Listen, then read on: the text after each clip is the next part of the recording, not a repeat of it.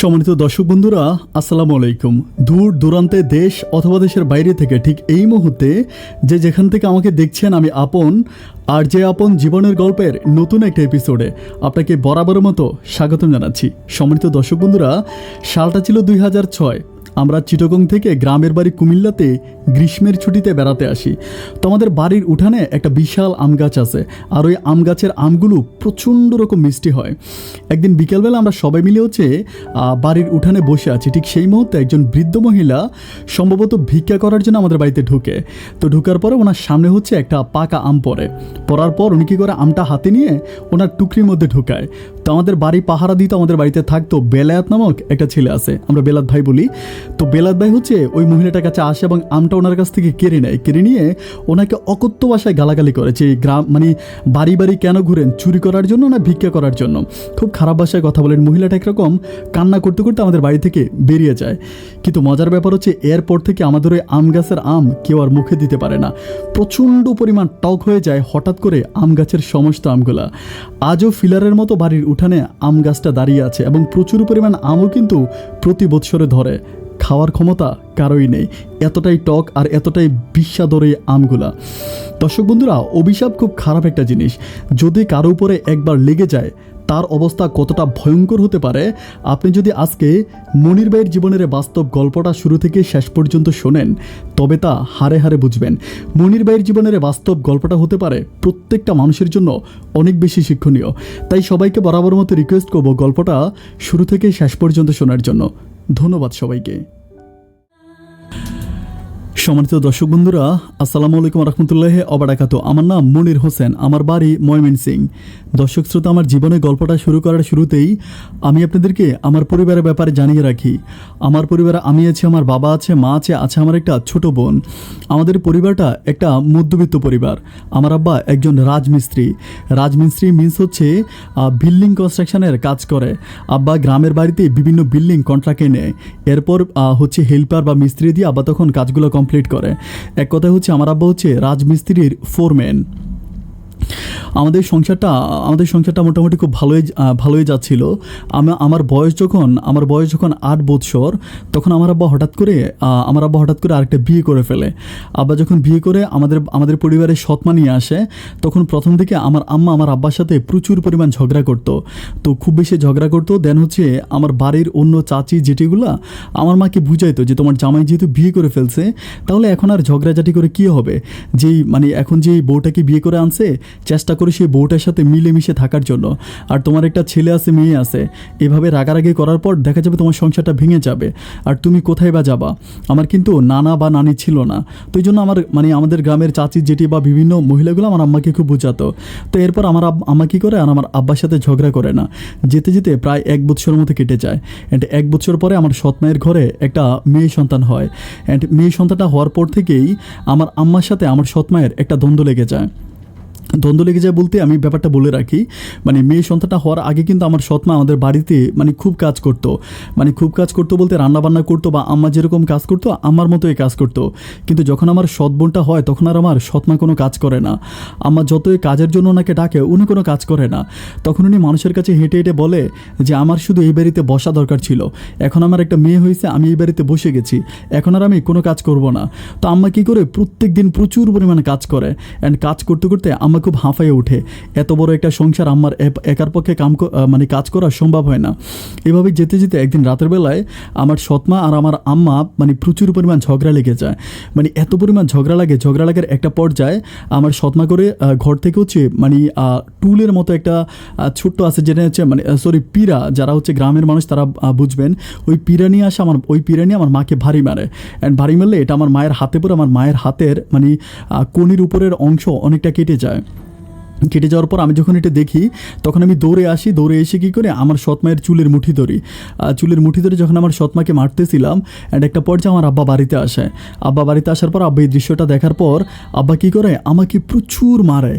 আমাকে এত মারে যে আমি বলে বোঝাতে পারবো না। মেরে আমাকে একদম জ্বর উঠিয়ে দেয়। আমার প্রায় 1 সপ্তাহের মতো আমার শরীর থেকে জ্বর কমে না। আব্বা আমার জন্য কোনো রকম ওষুধ আনে না, আমাকে কোনো রকম ওষুধ খাওয়ায় না।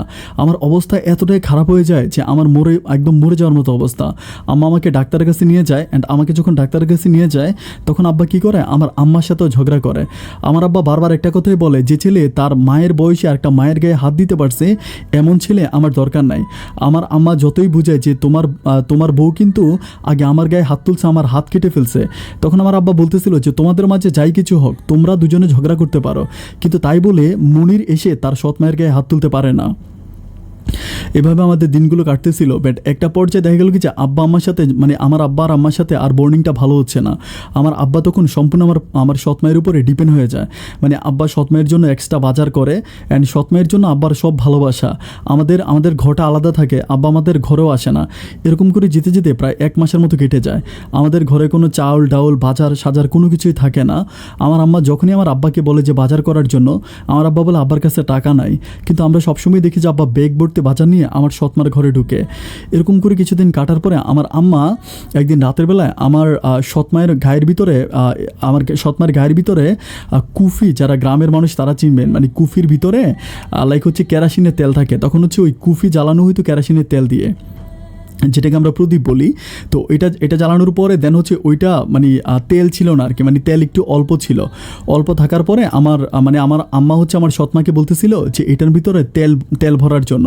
যখন আমার সৎমা তেল ভরে নেয় তখন আমার আম্মা কী করে, রাগ করে ওই কুফিটার মানে যে একটা মানে লাইক একটা তেনা ঢুকানো থাকে ভিতরে একটা কাপড়ের মতো, ওই কাপড়টা বের করার পরে ভিতরে যে পরিমাণ কেরাসিনের তেল থাকে, ওই কেরাসিনের তেলটা কী করে আমার মা কী করে আমার সৎমায়ের গালে ঢেলে দেয়। মানে সৎমায়ের গায়ের দিকে ওইভাবে মারে, চিটকে মারার পরে তখন আমার সৎমা কী করে, আমার আব্বা ঘরে ছিল, আমার সৎমা তখন দৌড়ে আমার আব্বার কাছে যায়, যা বলতেছে দেখো তোমার বউ আমার গায়ে কেরাসিন দিয়ে আগুন ধরাই দিতে যাচ্ছিল, এই দেখো আমার গায়ে কেরাসিন দিছে। তো আব্বা তখন কী করে, হাতে নিয়ে দেখতে পায় যে হ্যাঁ ওইটা কেরাসিন, নাকি নিয়ে গ্রান শুঙে দেখতে পায় যে কেরাসিন। তখন আব্বা যখন আমার আম্মাকে এসে জিজ্ঞেস করে, আমার আম্মা বলে যে আমি ওরে বারবার বলতেছিলাম যে এটার মধ্যে মানে কুফির ভিতরে কেরাসিন নেই, কেরাসিন ভরার জন্য, বাট ও আমার কোনো কথাই শোনে না। এই জন্য আমি রাগ করে ওর গায়ে কেরাসিন মারছি। কিন্তু আমার আব্বা আর আমার আম্মার কোনো কথাই বিশ্বাস করে না। সেদিন আমার আব্বা মানে যতভাবে পারে আমার মাকে অনেক মারে, অ্যান্ড মারার পর তখন আমার মা কী করে, রাতের বেলায় কান্নাকাটি করতে করতে আমাকে আর আমার ছোটো বোনকে নিয়ে আমার নানু বাড়িতে চলে আসে। যখন আমার নানু বাড়িতে চলে আসে, বাট আমার নানু বাড়ির ব্যাপারটা আমি একটু বলে রাখি। আমার একটাই মাত্র মামা ছিল, আমার মামা বিয়ে করছে। আমার মামাতো বোন আছে, আমার 2টা মামাতো বোন। তো আমার 2টা মামাতো বোন, আর দেন হচ্ছে আমার মামা আছে, মামানি আছে, কিন্তু আমার নানা কিংবা নানু কেউ নেই। তো আসার পরে আমার মা কী করে, উঠানের মধ্যে বসে, রাত তখন আনুমানিক 2টার মতো বাজে, অনেকটা রাস্তা আমি আসলে বলে বুঝাতে পারবো না, প্রত্যেকটা রাস্তা আমার মা পায়ে হেঁটে আসে। আসার পরে আমার মামার উঠানে এসে খুবই কান্নাকাটি করে। তো মামা ঘুম থেকে উঠে মামাকে বলে যে এরকম ঘটনা, আমি এই বাড়িতে কোনোভাবেই থাকতে পারতেছি না, আমারে মারে, আমার ছেলেরে মারে, আমাদের উপর অনেক বেশি অত্যাচার অবিচার করে, এগুলো আমার মামাকে বলে। তো আমার মামা বলে যে ঠিক আছে, ওই বাড়িতে যদি থাকতে না পারেন তাহলে আমার বাড়িতে থাকেন, প্রবলেম কি। তো মামা তখন আমার মা তখন আমার নানু বাড়িতে থাকতে শুরু করে। তো যখন আমরা একই পরিবারে থাকি, দেন আমার মামনি ব্যাপারটা মানে সহজভাবে নেয় না। আমার মামানি প্রচুর পরিমাণ মানে আমার মামার সাথে ঝগড়া করে। মানে একটা পর্যায়ে দেখা যায় যে আমার মামানি আমার মামার গায়ে হাত পর্যন্ত তোলে, অ্যান্ড এগুলো সবগুলো আমাদেরকে নিয়ে, মানে আমাদের সংসার নিয়ে। তো এরপরে আম্মা বলতেছে যে আমি আমার ভাইয়ের সংসারটা কেন ভাঙবো। এটা বলার পর আম্মা একদিন আমার মামাকে বলতেছিল যে আমি এই বাড়ি ছেড়ে চলে যাব, আমি ঢাকাতে চলে যাব, ঢাকাতে প্রয়োজনে গিয়ে রেল স্টেশনে ঘুমাবো, তারপরও আমি ভাই তোর সংসারটা ভাঙবো না, আমার মামাকে বলে। দেন আমার মামা বলে যে না আপনি কেন চলে যাবেন, আপনি চলে যাবেন কেন। এটা বলার পর আমার মামা তখন করে কি যে আমার মামার ঘরের সামনেই আরেকটা মানে টিন, মানে উপরে টিন দিয়ে অ্যান্ড নিচে হচ্ছে খুব লাইক হচ্ছে কাঠ দিয়ে সেরবা দিয়ে খুব কষ্ট করে মানে একটা ছোট ঘর বানায়। অ্যান্ড ওই ঘরের ভিতরে তখন আমার মামা বলতেছিল যে আপনারা আমাদের সাথে থাকার দরকার নেই আপা, আপনি আপনার ছেলে মেয়েকে নিয়ে এখানেই থাকেন। এরপর থেকে আমি তখন ওই ঠুমকু ঘরের ভিতরে আমার বাবা মা, আমি আর আমার মা, আমার ছোটো বোনটা থাকি। তো ব্যাপার হচ্ছে যে আমাদের মাঝে এত ঝড় তুফান যাচ্ছে, আমাদের এত কষ্ট হচ্ছে, একটা বারের জন্য কিন্তু এ পর্যন্ত আমার আব্বা আমাদের কোনো খোঁজখবর নেয় নাই। আব্বা কোনোভাবে আমাদের কোনো খোঁজখবর নেয় না। একটা মা বিভিন্নভাবে যদি আব্বার কাছে মানে লোক মারফতে খবরও পাঠায়, আব্বা কোনোভাবে আমাদের কোনো খোঁজখবর নেয় না। এভাবে যেতে যেতে অনেকগুলো দিন কেটে যায়। তো তখন একটা পর্যায়ে দেখা যায় আমার মামা আর আমাদেরকে বাজার সাজা দেয় না। আগে মামা কী করতো, চাল ডাল যা লাগতো আমাদেরকে দিত। তাহলে একটা পর্যায়ে কী করে মামার আমাদেরকে চাল ডাল দেয় না। তখন আমি আমার নানু বাড়িতে একটা স্কুলে ভর্তি হই। আমার বড় মামাতো বোনের সাথে। আমার বড় মামাতো বোনের নাম হচ্ছে সাথী। তো সাথী আর আমি একসাথে হচ্ছে স্কুলে ভর্তি হই। হওয়ার পরে দেন আমার মামা তখন করে কি যে আমাদেরকে বাজার সাজা দেওয়া বন্ধ করে দেয়। তো এই পর্যায়ে আসলে মানে আমাদের কোনো বাজার সাজা থাকে না। তো আমার মা আমাকে বলে যে তুই যদি পড়াশোনা করিস তাহলে আমাদের সংসারটা চলবে না, আমাদের সংসারটা চালাই তুলে তোকে কাজ করতে হবে। আমি তখন আমার মাকে বলি যে মা, আমি ছোটো মানুষ, আমি কী ধরনের কাজ করব? আমি এত ছোটো মানুষ, আমাকে কি কেউ কাজে নিবে? আমি কী কাজ করব? তখন আমার মা বলে যে যাই হোক, মানে টুকিটাকি কাজ করতে হবে, কাজ না করলে আমরা সংসারে ভাত জোগাতে পারবো না। তো আমার মা বলে যে অন্য কিছু যাই হোক, আমি যদি মানুষের বাড়িতে কাজ করি, তুই তোর ছোটো বোনটাকে নিয়ে ঘরে বসে থাকলেও তো একটু মানে আমার একটু উপকার হয়।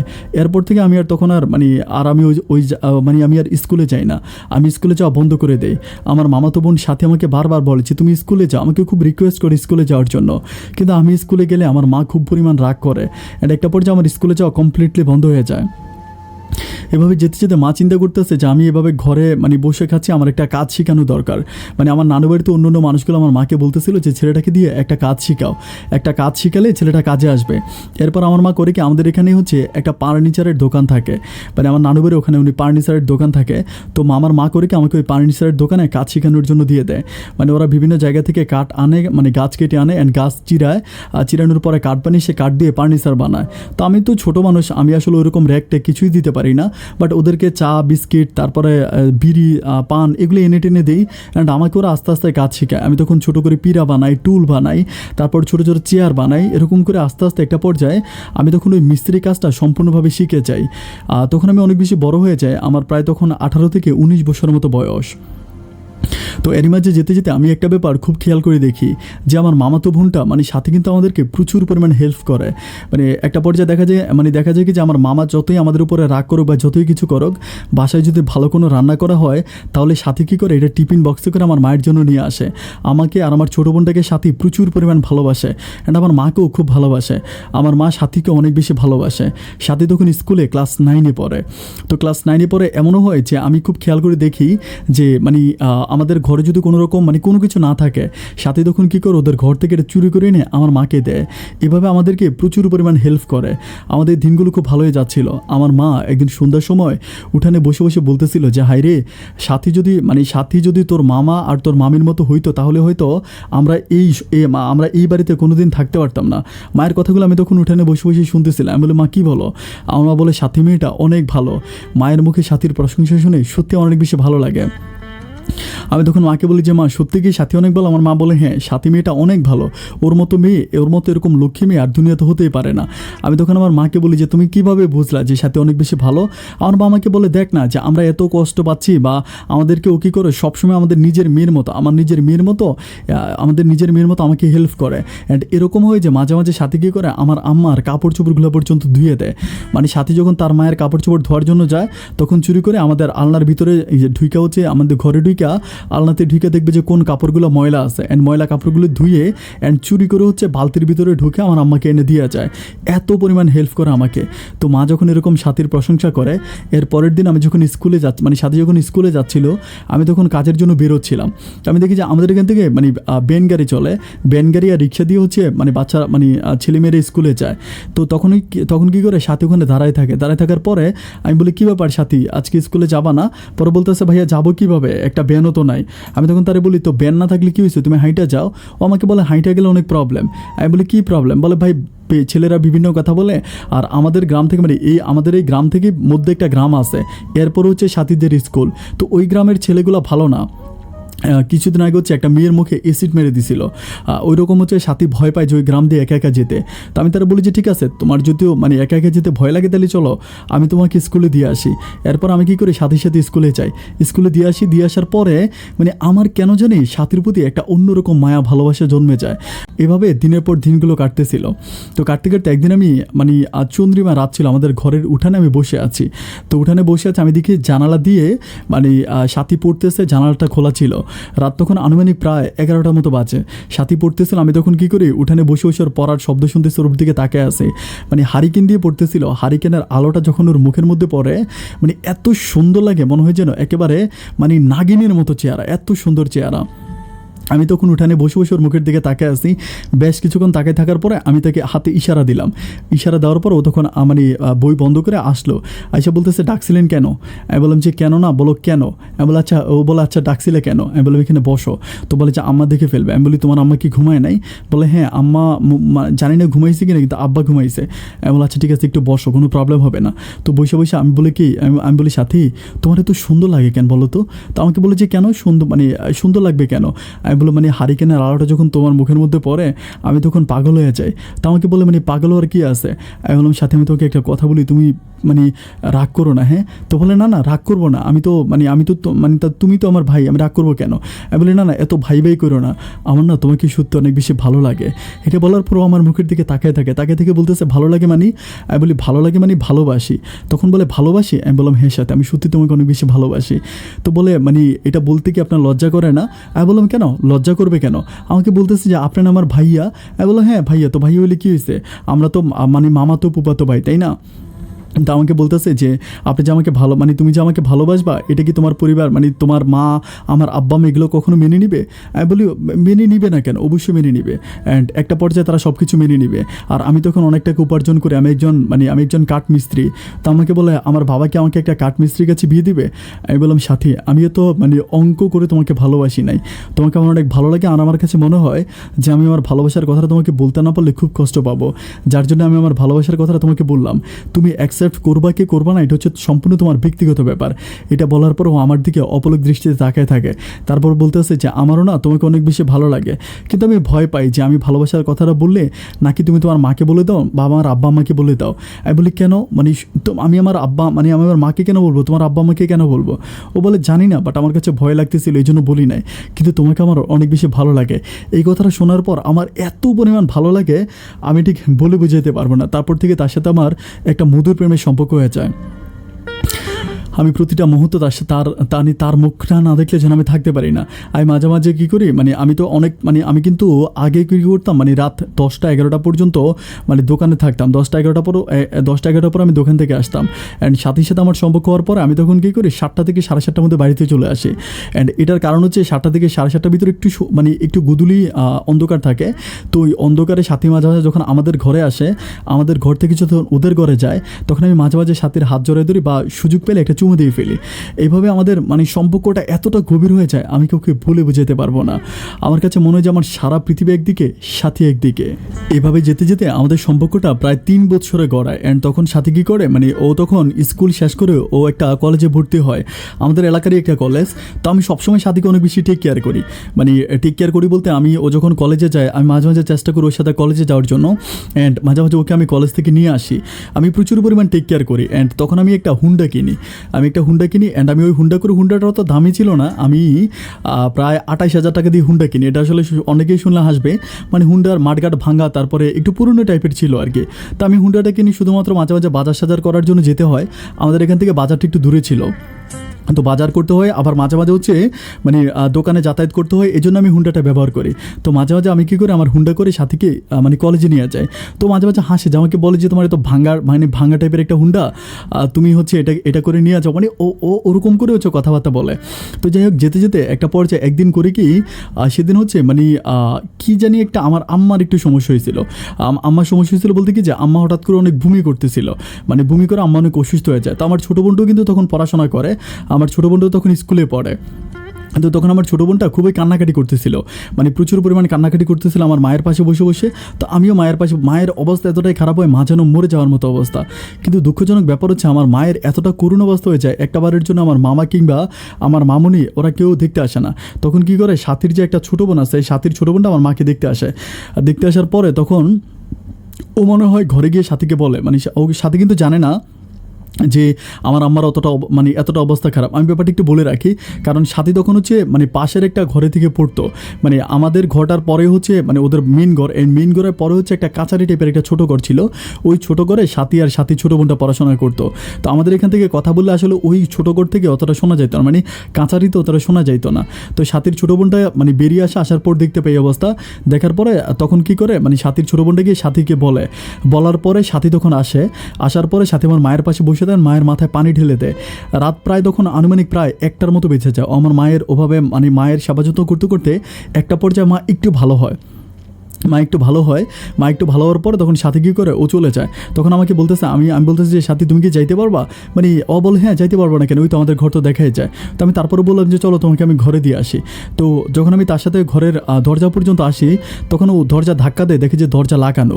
তো আমাকে বলে যে পিছনের দরজাটা মনে হয় খোলো, পিছনের দরজা দিয়ে যায়। অ্যান্ড আমি ওর সাথে যাই। যখন পিছনের দরজা মানে ধাক্কা দিয়ে দিন যে পিছনের দরজাটা খোলা, অ্যান্ড তখন আমাকে বলতেছে যে আমি চলে যাই। আমি বলি সাথী শোনো না। বলি কি? আমি বললাম যে মানে তুমি চলে যাবা, মানে একটু থাকো না। তো বলে যে থাকবো মানে? আমি বললাম না, মামা মামিও ঘুমিয়ে গেছে, আর হচ্ছে এখন তো মানে তোমার ছোটো বোনটাও ঘুমাইছে, আমরা চলো না একটু কোথাও গিয়ে বসি। তো আমাকে বলতেছে কোথায় গিয়ে বসবো? আমাদের এদিকে তখন হচ্ছিল একটা মানে পুকুর পাড় আছে, ওই পুকুর পাড়ে মাঝে মাঝে মানে পুকুর পাড়ে একটা ঘাটকুল আছে, মানে পাকা ঘাটকুল, মানে ঘাটটা অনেক সুন্দর। তো আমি কী করি, ওই ঘাটে গিয়ে আমি বলি যে চলো ওই ঘাটে গিয়ে তোমার সাথে একটু বসি। তখন আমাকে বলতেছে যে কেউ দেখে ফেলবে না। আমি বলি কে দেখবে, আমাদের এখানে তো কেউ নাই, চলো তুমি চলো। এরপর একটা সময় আমি তাকে জোর করে হচ্ছে পুকুর ঘাটে নিয়ে যাই। অ্যান্ড ঘাটে বসে বসে যখন আমি তার সাথে কথা বলতেছিলাম, আমি তখন তার সাথে অনেক কথা বলি, মানে অনেকক্ষণ কথা বলি। দেখতে দেখতে ঘড়িতে প্রায় তখন রাত আনুমানিক 3টার মতো বেঁচে যায়। অ্যান্ড 3টা বাজে ও বলে যে একটু পরে হয়তো আম্মা উঠতে পারে তাহাজ্জুদের নামাজ পড়ার জন্য। আর আম্মা যদিও না উঠে, আব্বা কিন্তু তাহাজ্জুদের নামাজ পড়ার জন্য উঠবে। তাই আমি বলি তাহলে কি চলে যাবা? ও বলে হ্যাঁ আমি তাহলে চলে যাই। এরপরে কী করে, ও চলে আসে, মানে ও ঘরে ঢুকে যায়। আমি কী করি, আমার এখানে যাই। অ্যান্ড যাওয়ার পরে সকালবেলা আমি কী করি, আমি একদম ভোরে উঠে রেডি হয়ে আমার হুন্ডা নিয়ে আমি তখন দোকানে চলে আসি, মানে আমার ফার্নিচারের দোকানে। একটা ব্যাপার বলে রাখি, আমি কিন্তু তখন মানে আরেকটা ফার্নিচারের দোকান আমার নিজে দিয়েছিলাম। এতদিন তো আমি অন্যের দোকানে কাজ করতাম, আজকে প্রায় 1 বছরের মতো আমি নিজে একটা দোকান দিই। দোকানটা আমার নিজেরই, তো এই জন্য আমি খুব সকালবেলা এসে দোকান খুলি। অ্যান্ড দোকান খুলতেছি, ঘড়িতে তখন প্রায় 12টার মতো বাজে। আমি তখন মানে বাড়িতে যাব খাবার আনার জন্য। আমি তখন দোকানটা বন্ধ করতেছি। এই সময় দেখি যে আমার মা মানে হঠাৎ করে আমার দোকানে আসছে। মাকে দোকানে দেখার পর আমি তখন একটু মানে বিস্ময় হয়ে যায়। আমি চিন্তা করি কী ব্যাপার, মা হঠাৎ করে, কারণ মা তো অসুস্থ ছিল। আমি দেখেছিলাম যে মা গতকালকে রাত অনেক অসুস্থ, অ্যান্ড অসুস্থ শরীর নিয়ে মা কেন উঠে দোকান পর্যন্ত আসছে। আমি বললাম যে কী ব্যাপার মা, তুমি তো অসুস্থ, এরপরও কেন দোকানে আসছো কেন? তখন আমার মা আমার বলতেছে যে তুই এটা কী করলি? আমি তখন বলি যে মানে কী করলাম মানে মা, আমি তো বুঝি নাই। তখন আমার মা আমার বলতেছে যে আমি তোর অনেক বিশ্বাস করছিলাম, অ্যান্ড আমি মনে করছিলাম যে তোর বাবা খারাপ হয়েছে, তুই কখনো খারাপ হবি না। কিন্তু এখন আমার কাছে মনে হচ্ছে যে তোর বাবার কালচার, তোর বাবার চরিত্র তোর মাঝেও আছে। আমি তখন বলি যে মা তুমি এরকম করে কেন কথা বলতেছো, আমি কি করছি আমাকে তো একটাবার বলবা না? আমার মা আমার বলতেছে তুই নাকি মানে গতকালকে রাতে সাথীর সাথে হচ্ছে মানে পুকুর ঘাটে বসে কী করছোস। আমি তখন বলি যে মা কী করবো, আসলে তোমাকে একটা কথা বলা হয় নাই, আমি তোমাকে একটা কথা বলি, বসো। এটা বলার পর আমি কী করে, আমার দোকানের সামনে একটা টুল আছে, টুলের মধ্যে আমার মাকে বসে বলি মা তুমি না সাথীর অনেক প্রশংসা করতে, সাথী অনেক ভালো মেয়ে, অনেক লক্ষ্মী মেয়ে। তোমার মুখে সাথীর প্রশংসা শুনতে শুনতে আমি সাথীকে ভালোবেসে ফেলেছি মা, আমি সাথীকে ভালোবাসি। অ্যান্ড সাথীর সাথে আমি খারাপ কিছুই করি না, আমি শুধু পুকুর পাড়ে বসে বসে সাথীর সাথে কথা বলতেছিলাম। আমার মা আমারে বলে হায় রে, তুই একটাবার চিন্তা করলি না যে সাথী কে বা সাথী কী পরিচয়? আমি বললাম হ্যাঁ সাথী তো আমার মামাতো বোন। আমার মামাকে বলে যে কোনো দিন তোর মামা কি আমাদের বাড়িতে আসছিল, আমাদের ঘরে আসছে, কোনো দিন কি তোর মামা আমাকে তার বোন হিসাবে পরিচয় দিছে? আমি বলি আমি তখন একটু মায়ের মুখের দিকে তাকায় থাকে। আমার মা বলে যে ভাই কখনো আমার মানে তার বোনটাকে নিজের বোন হিসাবে পরিচয় দেয় নাই, তুই কী করে চিন্তা করলি যে সে ভাই তার মেয়েটাকে তোর মানে তার বোনের ছেলের কাছে উঠিয়ে দিবে, মানে তোর কাছে তার মেয়েটাকে সে বিয়ে দিবে? আমি তখন বলি যে মা ও বিয়ে দিবে কি দিবে না এটা তো আমি জানি না, আমার তারে ভালো লাগে তাই আমি ভালোবাসছে। আমার মা মারে বলে তুই বাড়িতে আগুন লাগাই দিছস। আচ্ছা আমি তখন মারে বলি যে মা তুমি কীভাবে জানলা যে আমি সাথীকে নিয়ে ওখানে বসেছিলাম? আমার মা তখন বলতেছিল যে এই যে তুই সাথীকে ওখানে বসেছিলি এটা সাথীর ছোটো বোন দেখছে। আমি বলি কি বলো, সাথীর ছোটো বোন দেখছে? বলে হ্যাঁ, সাথীর ছোটো বোন রাতের বেলা উঠে যখন দেখছে সাথী নাই, তখন রুম থেকে বেরিয়ে দেখছে যে তুই আর সাথী পুকুর পাড়ে বসে আছিস। অ্যান্ড এই কথাটা গিয়ে সাথীর বোন তার মাকে বলে দিছে। অ্যান্ড তার মাকে বলার পরে তার মা প্রচুর পরিমাণ খেপে গেছে, এবং সে আমাদের বাড়িতে আইসা আমাদের ঘরের ভিতরে আমাদের যত হাঁড়ি পাতিল ছিল, আমাদের হাঁড়ি পাতিল কাপড় চোপড় সব কিছু বাইরে মানে ফেলে দিছে। অ্যান্ড তোর ছোটো বোনের গায়ে হাত তুলছে। আমি তখন বলি যে মা এটা কী বলে, এটা কীভাবে কী হয়ে গেল? আমার মা আমাকে বলতেছে যে আমি তো আগেই জানতাম যে এরকম একটা কিছু ঘটবে। আমি যে কেন তোর সামনে সাথীর প্রশংসা করতে গেছিলাম, আর কেন যে সাথীকে আমাদের ঘরে আনতে গেছিলাম। আমি তখন আমার মারে বলি যে মা তুমি তো অন্যায় কিছু করো নাই তাই না, সাথী হচ্ছে মানে এখন তুমি এরকম কেন করতেছো? এরপর আমি একটা সময় একটু রাগারাগি করি আমার মায়ের সাথে, রাগারাগি করে বলি যে মা দেখো, আমার মামা যেরকম আমার নানার কাছে সম্পদ পায়, তুমিও তো আমার মামার কাছে সম্পদ পাও না? তো তুমি যদি সম্পদ পেয়ে থাকো তাহলে তুমি ওকে তোমার সম্পদ ভাগ করে দেখ। আমার মামার তো অনেক জায়গা, আমার নানার কিন্তু প্রচুর পরিমাণ জায়গা সম্পত্তি ছিল। তো আমি বললাম যে আমার নানার এত বেশি জায়গা সম্পত্তি, সবই তো আমার মামা ভোগ দখল করে, কই আমাদেরকে তো কোনোদিন কিছু দেয় না। অ্যান্ড ঘরে মানে বাড়ির উঠানে মানে যদি আম কাঁঠাল গাছ আছে ওইখান থেকে তো আমাদেরকে কোনো একটা ফল দেয় না। তো এরকমও আমাদের সাথে করে, আমরা কেন ওনাদের সাথে সহযোগিতা করবো? অ্যান্ড উনি কেন আমার ছোটো বোনের গায়ে হাত দিল? এটা বলার পর আমি তখন আমার মাকে নিয়ে আমি তখন বাড়িতে আসি। আসার পরেই শুনতে পাই যে আমার মামা নিয়ে আমাকে প্রচুর পরিমাণ গালাগালি করতেছে, মানে এত পরিমাণ গালাগালি করতেছে যে আমি ভুলে যেতে পারবো না। মানে অকথ্য ভাষায় ছোট লোক, ইতর বা এগুলো বলে মানে একদম নাম ধরে ধরে গালাগালি করে। অ্যান্ড গালাগালি করা একটা পর্যায়ে তখন কিন্তু আমি অনেক বড় হই, আমার বয়স তখন অনেক বড়, আমার বয়স প্রায় 21-22-এর কাছাকাছি। তখন আমি কী করি, একটু রাগান্বিত হয়ে আমার মামির উঠানে যাই, উঠানে গিয়ে বলি যে আপনি আমাদেরকে এইভাবে গালাগালি কেন করতেছেন? তো বলে যে গালাগালি করবো না, মানে গালাগালি করবো না, যে তোর এত বড় সাহস, তুই আমার মেয়ের সাথে উঠানের মধ্যে মানে পুকুর ঘাটে বসে নষ্টামি করস? আমি বলি আপনার মেয়ের সাথে আমি নষ্টামি করছি, এ কথা আপনারা কে বলছে? আপনার মেয়ের নামে, নিজের মেয়ের নামে যে নিজে কলঙ্ক দেন, আপনার লজ্জা করে না? এটা বলার পর উনি আমার বলে কি, তুই আমারে লজ্জা শিখাতে আসছিস, তুই আমারে শাসন করতে আসতস? এটা বলার পর ওনার হাতে একটা পিছা থাকে, উনি পিছা দিয়ে আমারে 5-6টা বাড়ি দিয়ে ফেলে। বাড়ি দেওয়ার পর আমি কী করি, ওনাকে ধাক্কা দিই। ধাক্কা দেওয়ার পর আমার মামা তখন আসে, আমার মামা আমার গায়ে হাত তোলে, মামাকে কয়েকটা থাপ্পড় দিয়ে বলে যেখান থেকে যা। তো থাপ্পড় খাওয়ার পর আমি তখন ঘরে চলে আসি। ঘরে আসার পর আমার মামাকে বলে, কি মায়ের খাওয়ার জন্য ওখানে গেছিলে? থাপ্পড় খাইছস না, ঝাড়ুর বাড়ি মানে পিসার বাড়ি খাইছস না, এগুলো খাওয়ার জন্যই তো গেছিলি। আমি তখন আমার মারে বলি যে মা, পিসার বাড়ু, ঝাড়ির বাড়ু, থাপ্পড় এগুলো তো তোমার জন্যই খাইছি। আমরা যেদিন মামার বাড়িতে আসছিলাম, যেদিন মামা আমাদের সাথে খারাপ ব্যবহার করছে, মামানি যেদিন আমাদেরকে ঘর থেকে বের করে দিয়েছে, মামা যেদিন আমাদেরকে খাবার দাবার দেওয়া বন্ধ করে দিয়েছে, তোমার সেদিনও মামাকে বলা দরকার ছিল যে আমাদের সয় সম্পত্তিগুলো ভাগ করে দাও। আমি আমার মাকে বলতেছি, তুমি যদি সেদিন মামার সাথে গরম ভাষায় কথা বলতে, তাহলে আজকে মামা সাহস পাইতো না আমার গায়ে হাত তোলার মতো সাহস মামা পাইতো না। আমার মা তখন আমারে বলতেছে যে আমি আমার ভাইকে খুব ভালো করেই চিনি, ওরে আমি ছোটোবেলা থেকে আমি বড় করছি, ও যে কত বড় দরজাল, ও যে কত খারাপ, এটা তুই আমাকে চিনাইতে হবে না। আমি তখন আমার মাকে বলি যে মা, খারাপের সাথে খারাপ হতে হয়, খারাপের সাথে ভালো সম্পর্ক করে থাকা যায় না, তুমি খারাপকে ভালো করার জন্য চেষ্টা করছো, এই জন্য এই অবস্থা হয়েছে। এটা বলার পর আমার মা আমারে বলে, যা হবার তা হয়ে গেছে, ওই বাড়ির দিকে আর যাইস না, তুই তোর এখানের দিকে থাক। এরপরের দিন আমার মামা করে কি, মানে টিন নিয়ে আসে, একদম মানে ঘরের উঠানের মধ্যে মামা বেড়া দিয়ে দেয়, মানে একদম মানে লম্বা করে বেড়া দিয়ে দেয়। বেড়া দেওয়ার পরে আমি তখন আমার মামারে বলি, যেখানে বেড়া কেন দিতেছেন? মামা আমারে বলে, বেড়া দিতেছে, আমাদের মেয়ে বড় হয়েছে, আমার মেয়ের দিকে বিভিন্ন মানুষ খারাপ নজর এই জন্য বেড়া দিতেছে। আমি বলি, আপনার মেয়ে বড় হয়েছে তো আমার বোনও তো বড় হয়েছে, তাই না? আমার বোন বড় হয়েছে না? তখনই আমার বলতেছে, হ্যাঁ তোর বোনও বড় হয়েছে, আমার মেয়েও বড় হয়েছে, এর লাগে এখানে মানে উঠানের মধ্যে বেড়া দিয়ে দিতেছি যাতে কেউ কারোর দিকে দেখতে না পারে। আমি তখন আমার মামারে বলতেছি, তো বেড়া যেহেতু দিয়ে দিতেছেন, একটা কাজ করেন, এতদিন পর্যন্ত কোনো কিছু ভাগাভাগি করেন নাই, এখন যেহেতু বেড়া দিয়ে দুইটা যেহেতু ভাগ করে দিয়েছেন, তাহলে আমার মা জায়গা সম্পত্তি কী পরিমাণ আমার নানার কাছে পাবে, সম্পত্তিগুলো আমাকে ভাগ করে দেন। এইটা বলার পর আমার মামা আমারে বলতেছে, তোর এত বড় সাহস, তুই আমার কাছে সম্পদের ভাগ চাস, তোর আমি সম্পদের ভাগ দিতেছি। এটা বলার পর মামা আমার আবারও মারার জন্য আসে। যখন মারার জন্য আসে তখন আমার প্রচুর পরিমাণ রাগ হয়। আমি বলি যে আপনি আমার মারবেন, আমি কি আপনার ছাইড়ে দিব? এটা বলার পর আমি তখন একটা লাঠি নিই, লাঠি হাতে নিয়ে মামাকে মারার জন্য। যখন লাঠি হাতে নিই তখন মামার মানে আমার দিকে আসার সাহস পায় না, তখন ওখানে দাঁড়ায় থাকে। অ্যান্ড এই দৃশ্যগুলো সব কিছু জানালা দিয়ে সাথী দেখতেছে। তো একটা পর্যায়ে আমার মামাকে টানাটানি করে ওখান থেকে নিয়ে আসার পরে সন্ধ্যার সময় কী করে, আমি আমাদের এখানে ঘাটা আছে, মানে পুকুর পাড়ের ওই পারে, মানে এই পারে না, মানে মামাদের পারে না, অন্য পারে গিয়ে আমি বসে আছি। তখন আনুমানিক প্রায় 7:30 থেকে 8টার মতো বাজে। তখন সাথী ওইখানে আসে, মানে রাতের অন্ধকারে, গুটগুটে অন্ধকারেও আসে। আসার পর আমার বলতেছে যে তুমি ওইগুলো কী করতেছো? আমি বলি, কী করতেছে মানে, আমি কি অন্যায় করতেছি? আমার বলে, না অন্যায় করতেছো না, তুমি যে আমার আব্বাকে মারার জন্য আসতেছো, আমার মায়ের গায়ে ধাক্কা দিতেছো, এগুলো কি তুমি ঠিক করতেছো? আমি বলি, কেন, আমি অন্যায়টা কোথায় করতেছি তুমি আমার বলো। আমি কি তোমার দাদা দাদির কাছে সম্পদ পাবো না? আমার মা কি তার মায়ের কাছে সম্পদ পাবে না? তার বাপের কাছে সম্পদ পাবে না? তো আমাকে বলে, তুমি কি সম্পদ ভাগাভাগি করতে যাচ্ছ? আমি বলি, না সম্পদ ভাগাভাগি করতে তো আমি এতদিন চাই নাই, কিন্তু যখন আমার ঘরের উঠানে যখন ওরা বেড়া দিয়ে দিছে, তখন তো আমাকে আমার সম্পত্তির ভাগ নিতেই হবে, তাই না? তখন আমাকে বলে যে দেখো, তুমি যদি এখন আচ্ছা, তোমার তো একটা বোন আছে, তোমার বোনের সাথে যদি অন্য একটা ছেলে সম্পর্ক করে, মানে প্রেম করে, তুমি কি এটা সহ্য করতে পারবা? আমি তখন চুপ করে থাকি। তখনও আমাকে বলে যে ঠিক ব্যাপারটা এরকমই, তুমি যে আমার সাথে সম্পর্ক করো, এটা আমার বাবা কোনোভাবে মেনে নিতে পারে না। অ্যান্ড এটা আমার বাবা কেন, কোনো কোনো বাবাই মেনে নিবে না মানে বিয়ের আগে তার মেয়ে যদি কারোর সাথে মানে কোনো ছেলের সাথে প্রেম ভালোবাসা করে। অ্যান্ড প্রেম ভালোবাসাগুলো গ্রামের মানুষ একটু ভিন্নভাবে দেখে। আমি তখন তারা বলি যে সাথী দুনিয়াতে আর কেউ না জানুক, তুমি তো জানো আমি কোনোদিন আমার মামার কাছে মামার সম্পদ দাবি করতাম না। আমরা আজকে এতটা বছর এই মামার বাড়িতে আসি, ছোটোবেলা থেকে মামার বাড়িতে বড় হয়েছি, কই কোনোদিন কি মামার সাথে আমার খারাপ ব্যবহার হয়েছে? আমি কি কোনোদিন মামার সাথে খারাপ ব্যবহার করছি? আমি তো কোনোদিন আমার মামার চোখের দিকে তাকেও কথা বলি নাই। তাহলে আজ কেন বলতেছে? কারণ আমার মামা আগের জায়গায় নাই। তখন সাথে আমাকে বলতেছে মামার দোষ দিও না, তোমারও কিছু দোষ দাও, তুমি যে তার মামার মেয়ের সাথে প্রেম করতেছ এটা মামা সহ্য করতে পারতেছে না। আমি তখন সাথীরে বলি সাথী আমি তো তোমাকে ভালোবাসি, আর তুমি তো খুব ভালো করেই বুঝতেছো যে মামা আমাদের এই সম্পর্কটা কোনোদিনও মেনে নিবে না, তাহলে চলো না আমরা পালায়া যাই। তখন সে আমার মুখের দিকে তাকায় থেকে বলে যে পালায়া তো যেতে হবে, আজ যাই আর কাল যাই, পালায় যেতে হবে, পালায় যাওয়া ছাড়া কোনো উপায় নেই।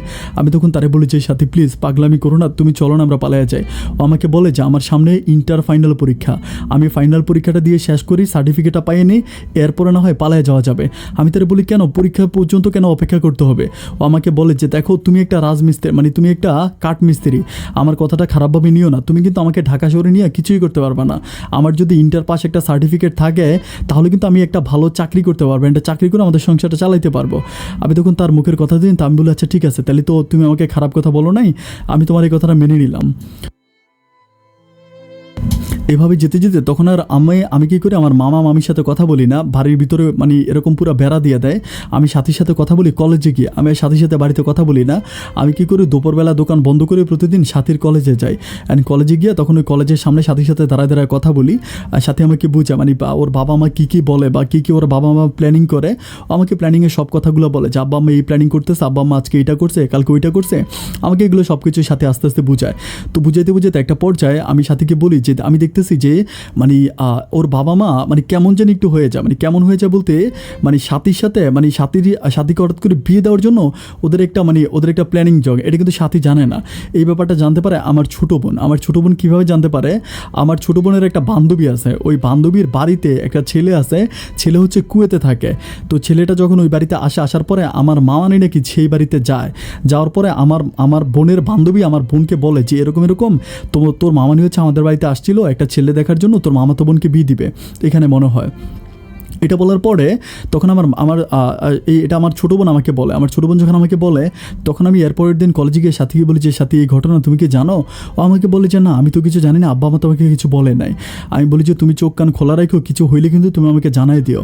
আর তখন কিন্তু আমি মানে পালিয়ে যাওয়ার জন্য মোটামুটি প্রিপারেশান নিতে আসি, টাকা পয়সা জমাইতে আসি যে আমি সুযোগ পাইলে ওর সাথে পালিয়ে যাব। এরপরে এভাবে যেতে বেশ কিছুদিন কেটে যাওয়ার পরে তখন ওর বাবা মা ব্যাপারটা পাবলিক করে ফেলে, মানে সাথীকে তখন সরাসরি বলে ফেলে যে আমরা তোকে বিয়ে দিয়ে দিব। অ্যান্ড এটা বলে যে একটা ছেলে পাইছিলাম, ছেলে কুয়েতে থাকে, গ্রামের নামও বলে। তো বলার পরে তখন আমাকে এরপরের দিন সাথে আমাকে বলে যে আমাকে কলেজে যাইতে বলে, মানে আমার স্কুলের সামনে মানে আমার দোকানের সামনে দিয়ে যাওয়ার সময় আমাকে বলে যায় যে আজকে কলেজে এসো কথা আছে। এরপর আমি কলেজে যাওয়ার পরও আমাকে বলে যে এই ঘটনা এখন তো আর কোনো উপায় নেই। আমি বলে তাহলে কী করবা, পালায় যাবা? আমাকে বলে যে পালায় তো আমি যাইতে পারি, পালায় যাইতে তো আমার কোনো আপত্তি নেই, কিন্তু আমি চিন্তা করতেছি আমার পুপিকে নিয়ে, মানে পুপি মানে আমার মাকে নিয়েও চিন্তা করতেছে। বলে কেন, মাকে নিয়ে কেন চিন্তা করতেছো? আমাকে বলে যে আমি যদি তোমার সাথে পালায় যাই তাহলে কি আব্বা আম্মা কি তোমার মাকে আস্ত রাখবে? তোমার মাকে ঘরের ভিতরে রেখে জব করাই দিবে, অ্যান্ড তোমার ছোটো বোনকে মানে উলঙ্গ করে বাড়ি থেকে বের করে দিবে। আমি তখন চিন্তা করতেছি সাথী যে কথাটা বলছে কথাটা কিন্তু মিথ্যা না, কারণ আমার আব্বা আম্মা আমার সাথীর বাবা মা এতটাই ডেয়ারিং, আমার মাকে ঘরে জবাই করে দিত, এক বিন্দু দ্বিধা করবে না। আমি তখন সাথীকে বলি যে কী করা যায়, তাহলে তুমি আমাকে বুদ্ধি দাও। ও আমাকে বলে যে একটা কাজ করো, আমরা গোপনে বিয়ে করে ফেলি, অ্যান্ড গোপনে বিয়ে করি, তুমিও বাড়িতে থাকো আমিও বাড়িতে থাকি। তখন আমি বলি যে বিয়ে করে লাভটা কী হবে? বিয়ে করার পর যদি তোমাকে প্রেশার দেয়, তুমি যদি বলো যে তুমি আমাকে বিয়ে করে ফেলছো, তো প্রবলেমটাও সেই অভাবেই থাকবে, তোমাকে জোর করে দেখা যায় অন্য কোথাও বিয়ে দিয়ে দিবে। ও আমাকে বলে যে তাও তুমি ঠিক বলছো, কারণ জোর যদি করে তাহলে আমি কীভাবে করতে পারবো, আমি একটা মেয়ে মানুষ। আমি তখন বলি যে দেখো এত পাগলামি না করে তোমাকে আমি যেটা বলছি সেটাই করো, চলো আমরা পালায়া যাই। তো আমাকে বলে যে ঠিক আছে আমি পালায় যাবো, কিন্তু তুমি একটা কাজ করো, মানে তোমার মাকে তুমি আগে একটু সেভ করো। আমি বলি যে মাকে সেভ করবো, মাকে আমি বুঝিয়ে বলবো, কোনো সমস্যা নাই। এর পরের দিন আমি তখন আমার মাকে আমি তখন মাকে হচ্ছে আমাদের ঘরের পিছনে ডাইকে আনি আমি তখন মাকে সব কিছু খুলে বলি। আমি বলি মা এই ঘটনা, এখন আমি তো সাথীর সাথে সম্পর্ক করি, সাথী আমাকে ভালোবাসে, আমিও সাথীকে ভালোবাসি, আমি সাথীর সাথে পালায় যাবো, তুমি কি বলো? আমার মা আমারে বলতেছে তুই কি পাগল হয়ে গেছস? আমি বলি মা পাগল হয়ে গেছি কিনা জানি না, বাট আমি সাথীকে অনেক ভালোবাসি, আমি সাথীকে ছাড়া একটা মুহূর্ত বাঁচতে পারবো না, তুমি প্লিজ মানে যেভাবেই পারো মা, এখন আমি কি করতে পারি, তুমি আমাকে একটা বুদ্ধি দাও। আমার মা আমারে বলতেছে যে এখন যদি তুই সাথী নিয়ে পালাইয়া যাস তাহলে তুই জীবনও মানে থাকতে পারবি না। সাথীর মানে সাথী নিয়ে পালাই গেল ওর বাবা অ্যান্ড ওর মা আমারে মেরে ফেলবো, আমি কি করব? আমি বলি তাও তুমি ঠিক বলছো। সাথী কিন্তু এই কথা আমাকে বারবার বলছিল যে আমরা যদি পালাই যাই তাহলে কিন্তু মানে তোমার মায়ের উপরে মামা কিন্তু মানে আমার বাবা কিন্তু অনেক খারাপ অ্যাকশন নেবে। আমি তখন বলি যে মা কিন্তু এখন তো দ্বিতীয় কোনো রাস্তা তো খোলা নেই, আর কি করতে পারি তুমি আমাকে বলো। তো মামাকে বলেছে আচ্ছা ঠিক আছে তাইলে একটা কাজ করি, আমরা সবাই মিলে চলে যাই। আমি বলি যে আমরা সবাই মিলে কোথায় যাব? মামাকে বলে যে মানে আমি তোর ছোটো বোন, তারপরে এরকম করে বলে। আমি তখন আমার মাকে বলেছি মা তুমি কি পাগল হয়ে গেছো? আমি আমার এরকম যুবতী একটা বোন নিয়ে যদি বাড়ি থেকে পালিয়ে যাই ওরে কি আমি আর বিয়ে শাদী দিতে পারবো? ওর একটা কলঙ্ক হয়ে যাবে না? তো আমার মামারে বলতেছে যে তাইলে কী করতে পারি? আমি বললাম যে তুমি বাড়িতে স্ট্রংলি বসে থাকো, অ্যান্ড মামা যদি কখনো তোমার কাছে আসে তুমি বলবা যে আমি ঢাকাতে গেছি কাজ করার জন্য, আমি সাথে নিয়ে যাই না, তুমি এটা সোজাসুজি আমার মামাকে বলে দিবা। তো আমার মা বলে আচ্ছা ঠিক আছে। তাইলে মা কী করে, মা বলে কবে যাবে? আমি বলি আমি ওর সাথে কথাবার্তা বলি। তো এরপরে কী করে, এর পরের দিন রাতের বেলায় সাথে কী করে অনেক রাতে আমাদের ঘরে আসে, আসার পরে মায়ের পা ধরে সালাম করে। মা তখন সাথীকে দোয়া করে দেয়, অনেক দোয়া করে, বলে যে মা তুই ভালো থাকিস, তোরা আমি মন থেকে দোয়া করি তুই অনেক বেশি ভালো থাকবি। তোর বাবা আমাদের শত্রু হইতে পারে, তোর বাবা আমাদের সাথে ঝগড়াঝাটি করতে পারে, কিন্তু তুই সাথীমা কোনোদিন আমার সাথে খারাপ ব্যবহার করস নাই, অ্যান্ড তুই আমাদের অনেক বেশি উপকার করছিস। এটা বলার পরে তখন ও কী করে, আমার মা ওকে প্রাণ খুলে দোয়া করে। তখন আমি বলি যে সাথী আজকে যাবা নাকি কালকে যাবা? আমাকে বলে যে না আজকে তো অনেক রাত হয়ে গেছে, একটা কাজ করে আমি কালকেই বের হই, আব্বা মা যখন ঘুমিয়ে যাবে 12টার দিকে আমরা বেরোবো, তুমি প্রিপারেশন নিয়ে নাও। তো এরপরের দিন আমার আম্মা এবং আমার ছোটো বোন আমার ব্যাগ ট্যাগ সব কিছু ঠিক করে দেয়, মানে একদম পরিপাটি করে সব কিছু ঠিকঠাক করে দেয়, ব্যাগ ট্যাগ সব কিছু ঠিক করে দেওয়ার পরে আমি রাত প্রায় 12টা বাজে তখন সাথী আসার পরে তখন আমি 2টা মোবাইল কিনি, ফার্স্ট মোবাইল কিনি। কারণ মোবাইল কিনি এই কারণে যে কারণ হচ্ছে আমার মায়ের উপরে যদি কোনো খারাপ অ্যাকশন হয় যাতে আমার মায়ের সাথে আমি যোগাযোগ করতে পারি। তো আমি একটা মোবাইল আমার মাকে দিই, আরেকটা মোবাইল আমি নিজে নিয়ে যাই। অ্যান্ড আমার ছোটো বোনকে বলি যে যদি কোনো সমস্যা হয়, খারাপ কিছু দেখিস তাহলে আমাকে ফোন করে বলবে। আমার ছোটো বোন বলে যে ভাই তুমি টেনশন করো না, কিচ্ছু হবে না, অ্যান্ড কোনো সমস্যা হলে তো তোমাকে ফোন করে জানাবোই। আমি বলি একদম কিছু হইলে তুই আমাকে কিন্তু সাথে সাথে জানাবি। এরপর রাত 12টা বাজে, এর আগে হচ্ছে আমি ঢাকাতে আমার একটা বন্ধু থাকে, বন্ধু বলতে আমার মামাতো দূর সম্পর্কের একটা মামাতো ভাই হয় ওই বাড়িরই। ও আমার খুব ভালো একটা বন্ধু, খুব ঘনিষ্ঠ একটা বন্ধু। ওর সাথে আমি কথাবার্তা বলে রাখি, ওরে বলি যে আমি ঢাকাতে আসবো, ও একটা চাকরি করে, ঢাকাতে একটা চাকরি করে। আমি বলি যে তুই আমার জন্য একটা বাসা ভাড়া করবি। তো আমার জন্য আগে বাসা ভাড়া করে রাখে।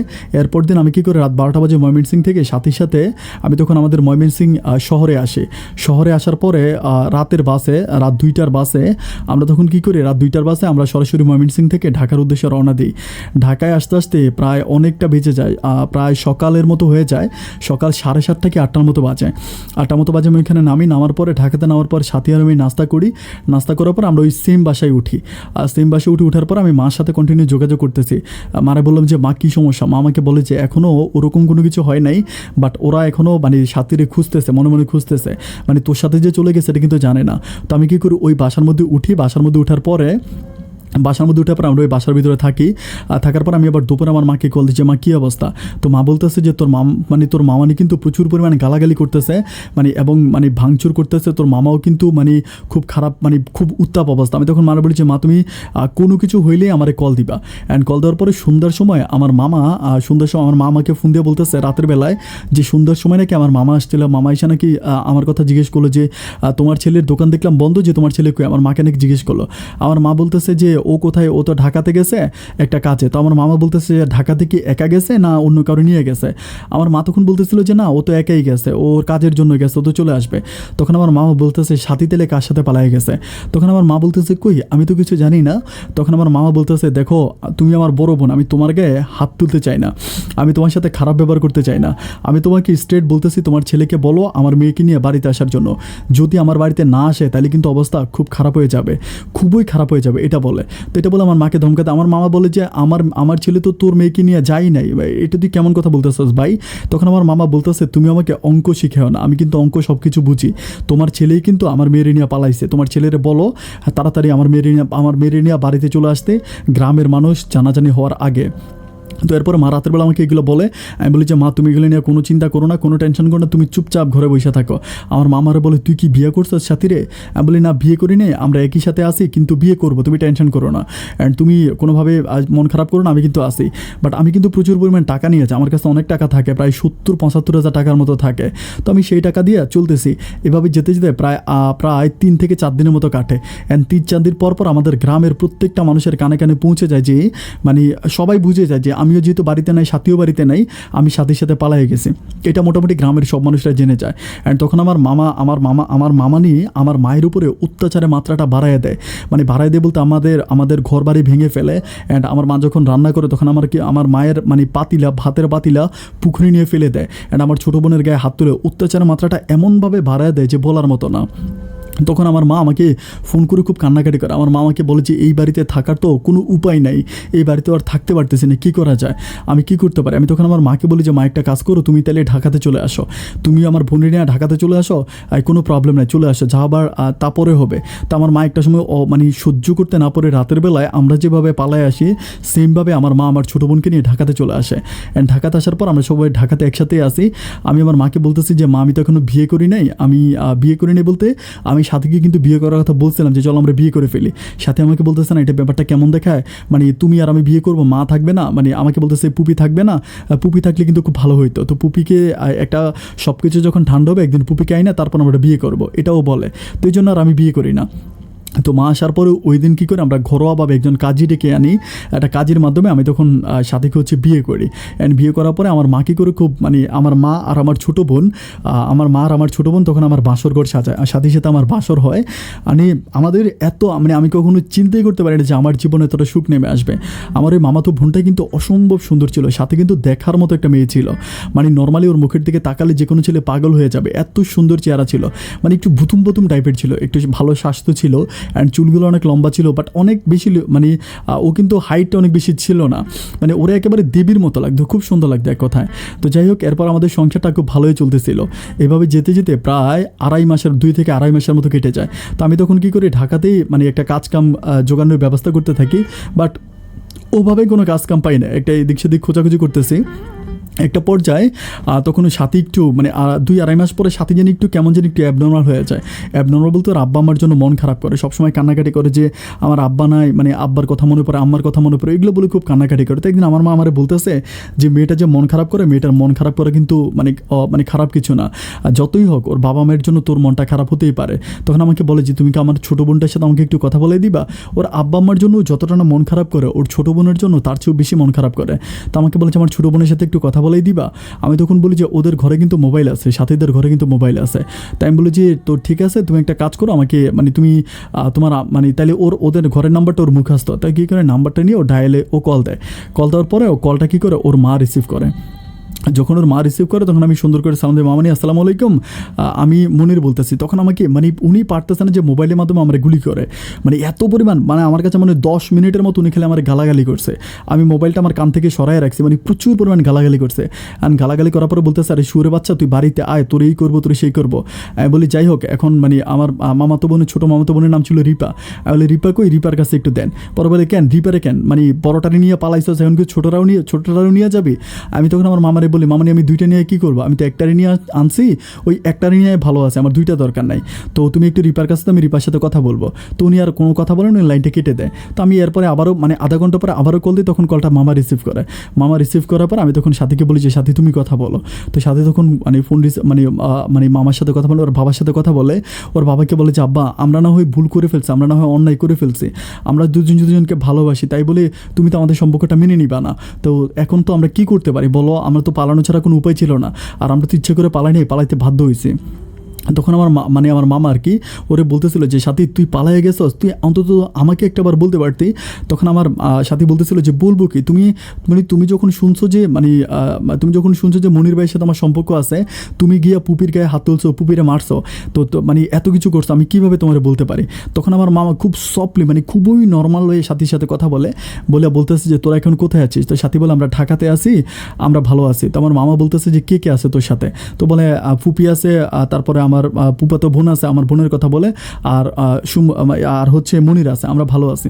তো আমাকে বলতেছে ওর বাবা বলতেছিল যে ঠিক আছে মা, তোরা ভালো থাকিস, তোর কোনো সমস্যা হলে আমার বলিস, টাকা পয়সা লাগলেও বলিস। এখন আমি কি করবো, আমি তো নিরুপায়, মানে তোর মায়ের চাপের উপরে কিছু করতে পারতেছি না, অ্যান্ড যা কিছু করতেছি সবই তোর মায়ের মন রক্ষাতে, কারণ তোর মায়ের তো আর আমি মানাইতে পারতেছি না, তুই তো তোর মায়েরা ভালো করেই চিনিস। তখন ওর সাথে মানে বাবা মেয়ের অনেক ভালো কথা হয়, কথা হওয়ার পর ও ফোনটা কেটে দেয়, অ্যান্ড কেটে দেওয়ার পরে ওই দিনের পরের দিন আবার ওর মানে আমার মামা কল দেয়, কল দিয়ে তখন সাথে সাথে প্রায় আধা ঘন্টার মতো কথা বলে, মানে কন্টিনিউ ওর বাবার সাথেও কথা বলে। অ্যান্ড কথা বলতে বলতে তখন আমিও কথা বলি, আমি তখন মামারে বলি যে মামা, ভুল তো যা করার করছি, আপনি তো আমারই মামা তাই না, আপনি আমাকে মাফ করে দেন, আমি তো আপনার ভাগি না, আমার উপর মন খারাপ রাখেন না, আমার অভিশাপ দিয়েন না, খুব কান্নাকাটি করে বলি। তো মামা বলে ঠিক আছে, তোর উপর আমার অভিযোগ নেই, আসলে দোষটা আমারই, আমি আসলে মানে ভুল করে ফেলছে, আমার আসলে এর আগে বোঝা উচিত ছিল যে ওই রকম আমি এর আগে ইচ্ছা করলে কিন্তু একটা করতে পারতাম, আমার কি তুই মাফ করে দিস, তো তোরা ভালো আছিস, টাকা পয়সা লাগলে আমারে বলিস। আমি বলি না মামা, টাকা পয়সা লাগবে না। তো আমার মামা বলে যে আমি তোর মামানিকে ম্যানেজ করার জন্য চেষ্টা করবো, যদি তোর মামানিকে ম্যানেজ করতে পারি তাহলে তোরা চলে আসিস, অ্যান্ড এরকম দূরে থাকার দরকার কি, এরকম করে চলে আসিস। এটা বলার পরে আমি তখন কী করি, তখন আমি বলি যে আচ্ছা ঠিক আছে, দেখেন আপনি মামানিকে ম্যানেজ করতে পারেন কি না। অ্যান্ড মামা তখন আমার মায়ের সাথেও কথা বলে, আমার মায়ের সাথেও মামার অনেক কথাবার্তা হয়। আমার মামা কিন্তু আমার মাকেও অনেক ভালো ভালো কথা বলে যে আপু বরাপু যাই হোক, যাওয়া বার্তা হয়ে গেছে, এখন আমি তো পাগলামি করে ফেলছি, এখন আমার তো মেয়ে তাই না, আমি তো আর আমার মিলিটারি ফেলে দিতে পারবো না। আর যেহেতু গ্রামের সব মানুষ থেকে এলাকার সব মানুষ জেনে গেছে যে মানে ও হচ্ছে মনিরের সাথে চলে গেছে, তাহলে তো আমি তো আর আমার মেয়েটার অন্য কোথাও বিয়েও দিতে পারবো না। তো আপনার ছেলে পাগলামি, আপনার ছেলে অবুঝ, আমার মেয়ে অবুঝ, কিন্তু আপনি তো অবুঝ না, মানে আপনি পাগলামি করি না। আমি চেষ্টা করি আমার বউকে ম্যানেজ করার জন্য, আপনার ভাবির ম্যানেজ করার জন্য চেষ্টা করি, এরপরে আপনি চলে আসেন, আমাকে এটা মানে আমার মাকে এটা বলে। অ্যান্ড এরপরে প্রায় আরও এভাবে আরও 5-6 দিন কেটে যান। 5-6 দিন পরে একদিন কী করে, আমার মামানি মানে আমার নাম্বারে কল দেওয়ার পর আমি রিসিভ করার পর আমার মানে ফোনটা আমি রিসিভ করার পরে বলতেছি কি রে অমানুষের বাচ্চা, কেমন আছিস? তখন অমানুষের বাচ্চা বলে, আমি বলি হ্যাঁ ভালো আছে। বলে কই আছিস? আমি বলে ঢাকাতে আছি। তো বলে আমি মেয়ে এত কষ্ট করে লালন পালন করে বড় করছি, আর আমার মেয়েটার যে এইভাবে নিয়ে গেলি, কাজটা কি তুই ঠিক করলি?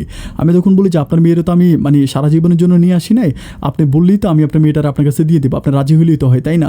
তো বলে আর কি রাজি হবো, আর কি রাজি হবার কি আছে, ওরে নিয়ে বাড়িতে আয়। আমি বললাম বাড়িতে আসলে কোনো পাগলামি করবেন না তো? বলে পাগলামি করবো কেন, তোর মামা তো বলছে যে তোর মামা মেনে নিছে, তো বাবা যদি মেনে নেয় তাহলে আমি মা হয়ে আর কি করতে পারি।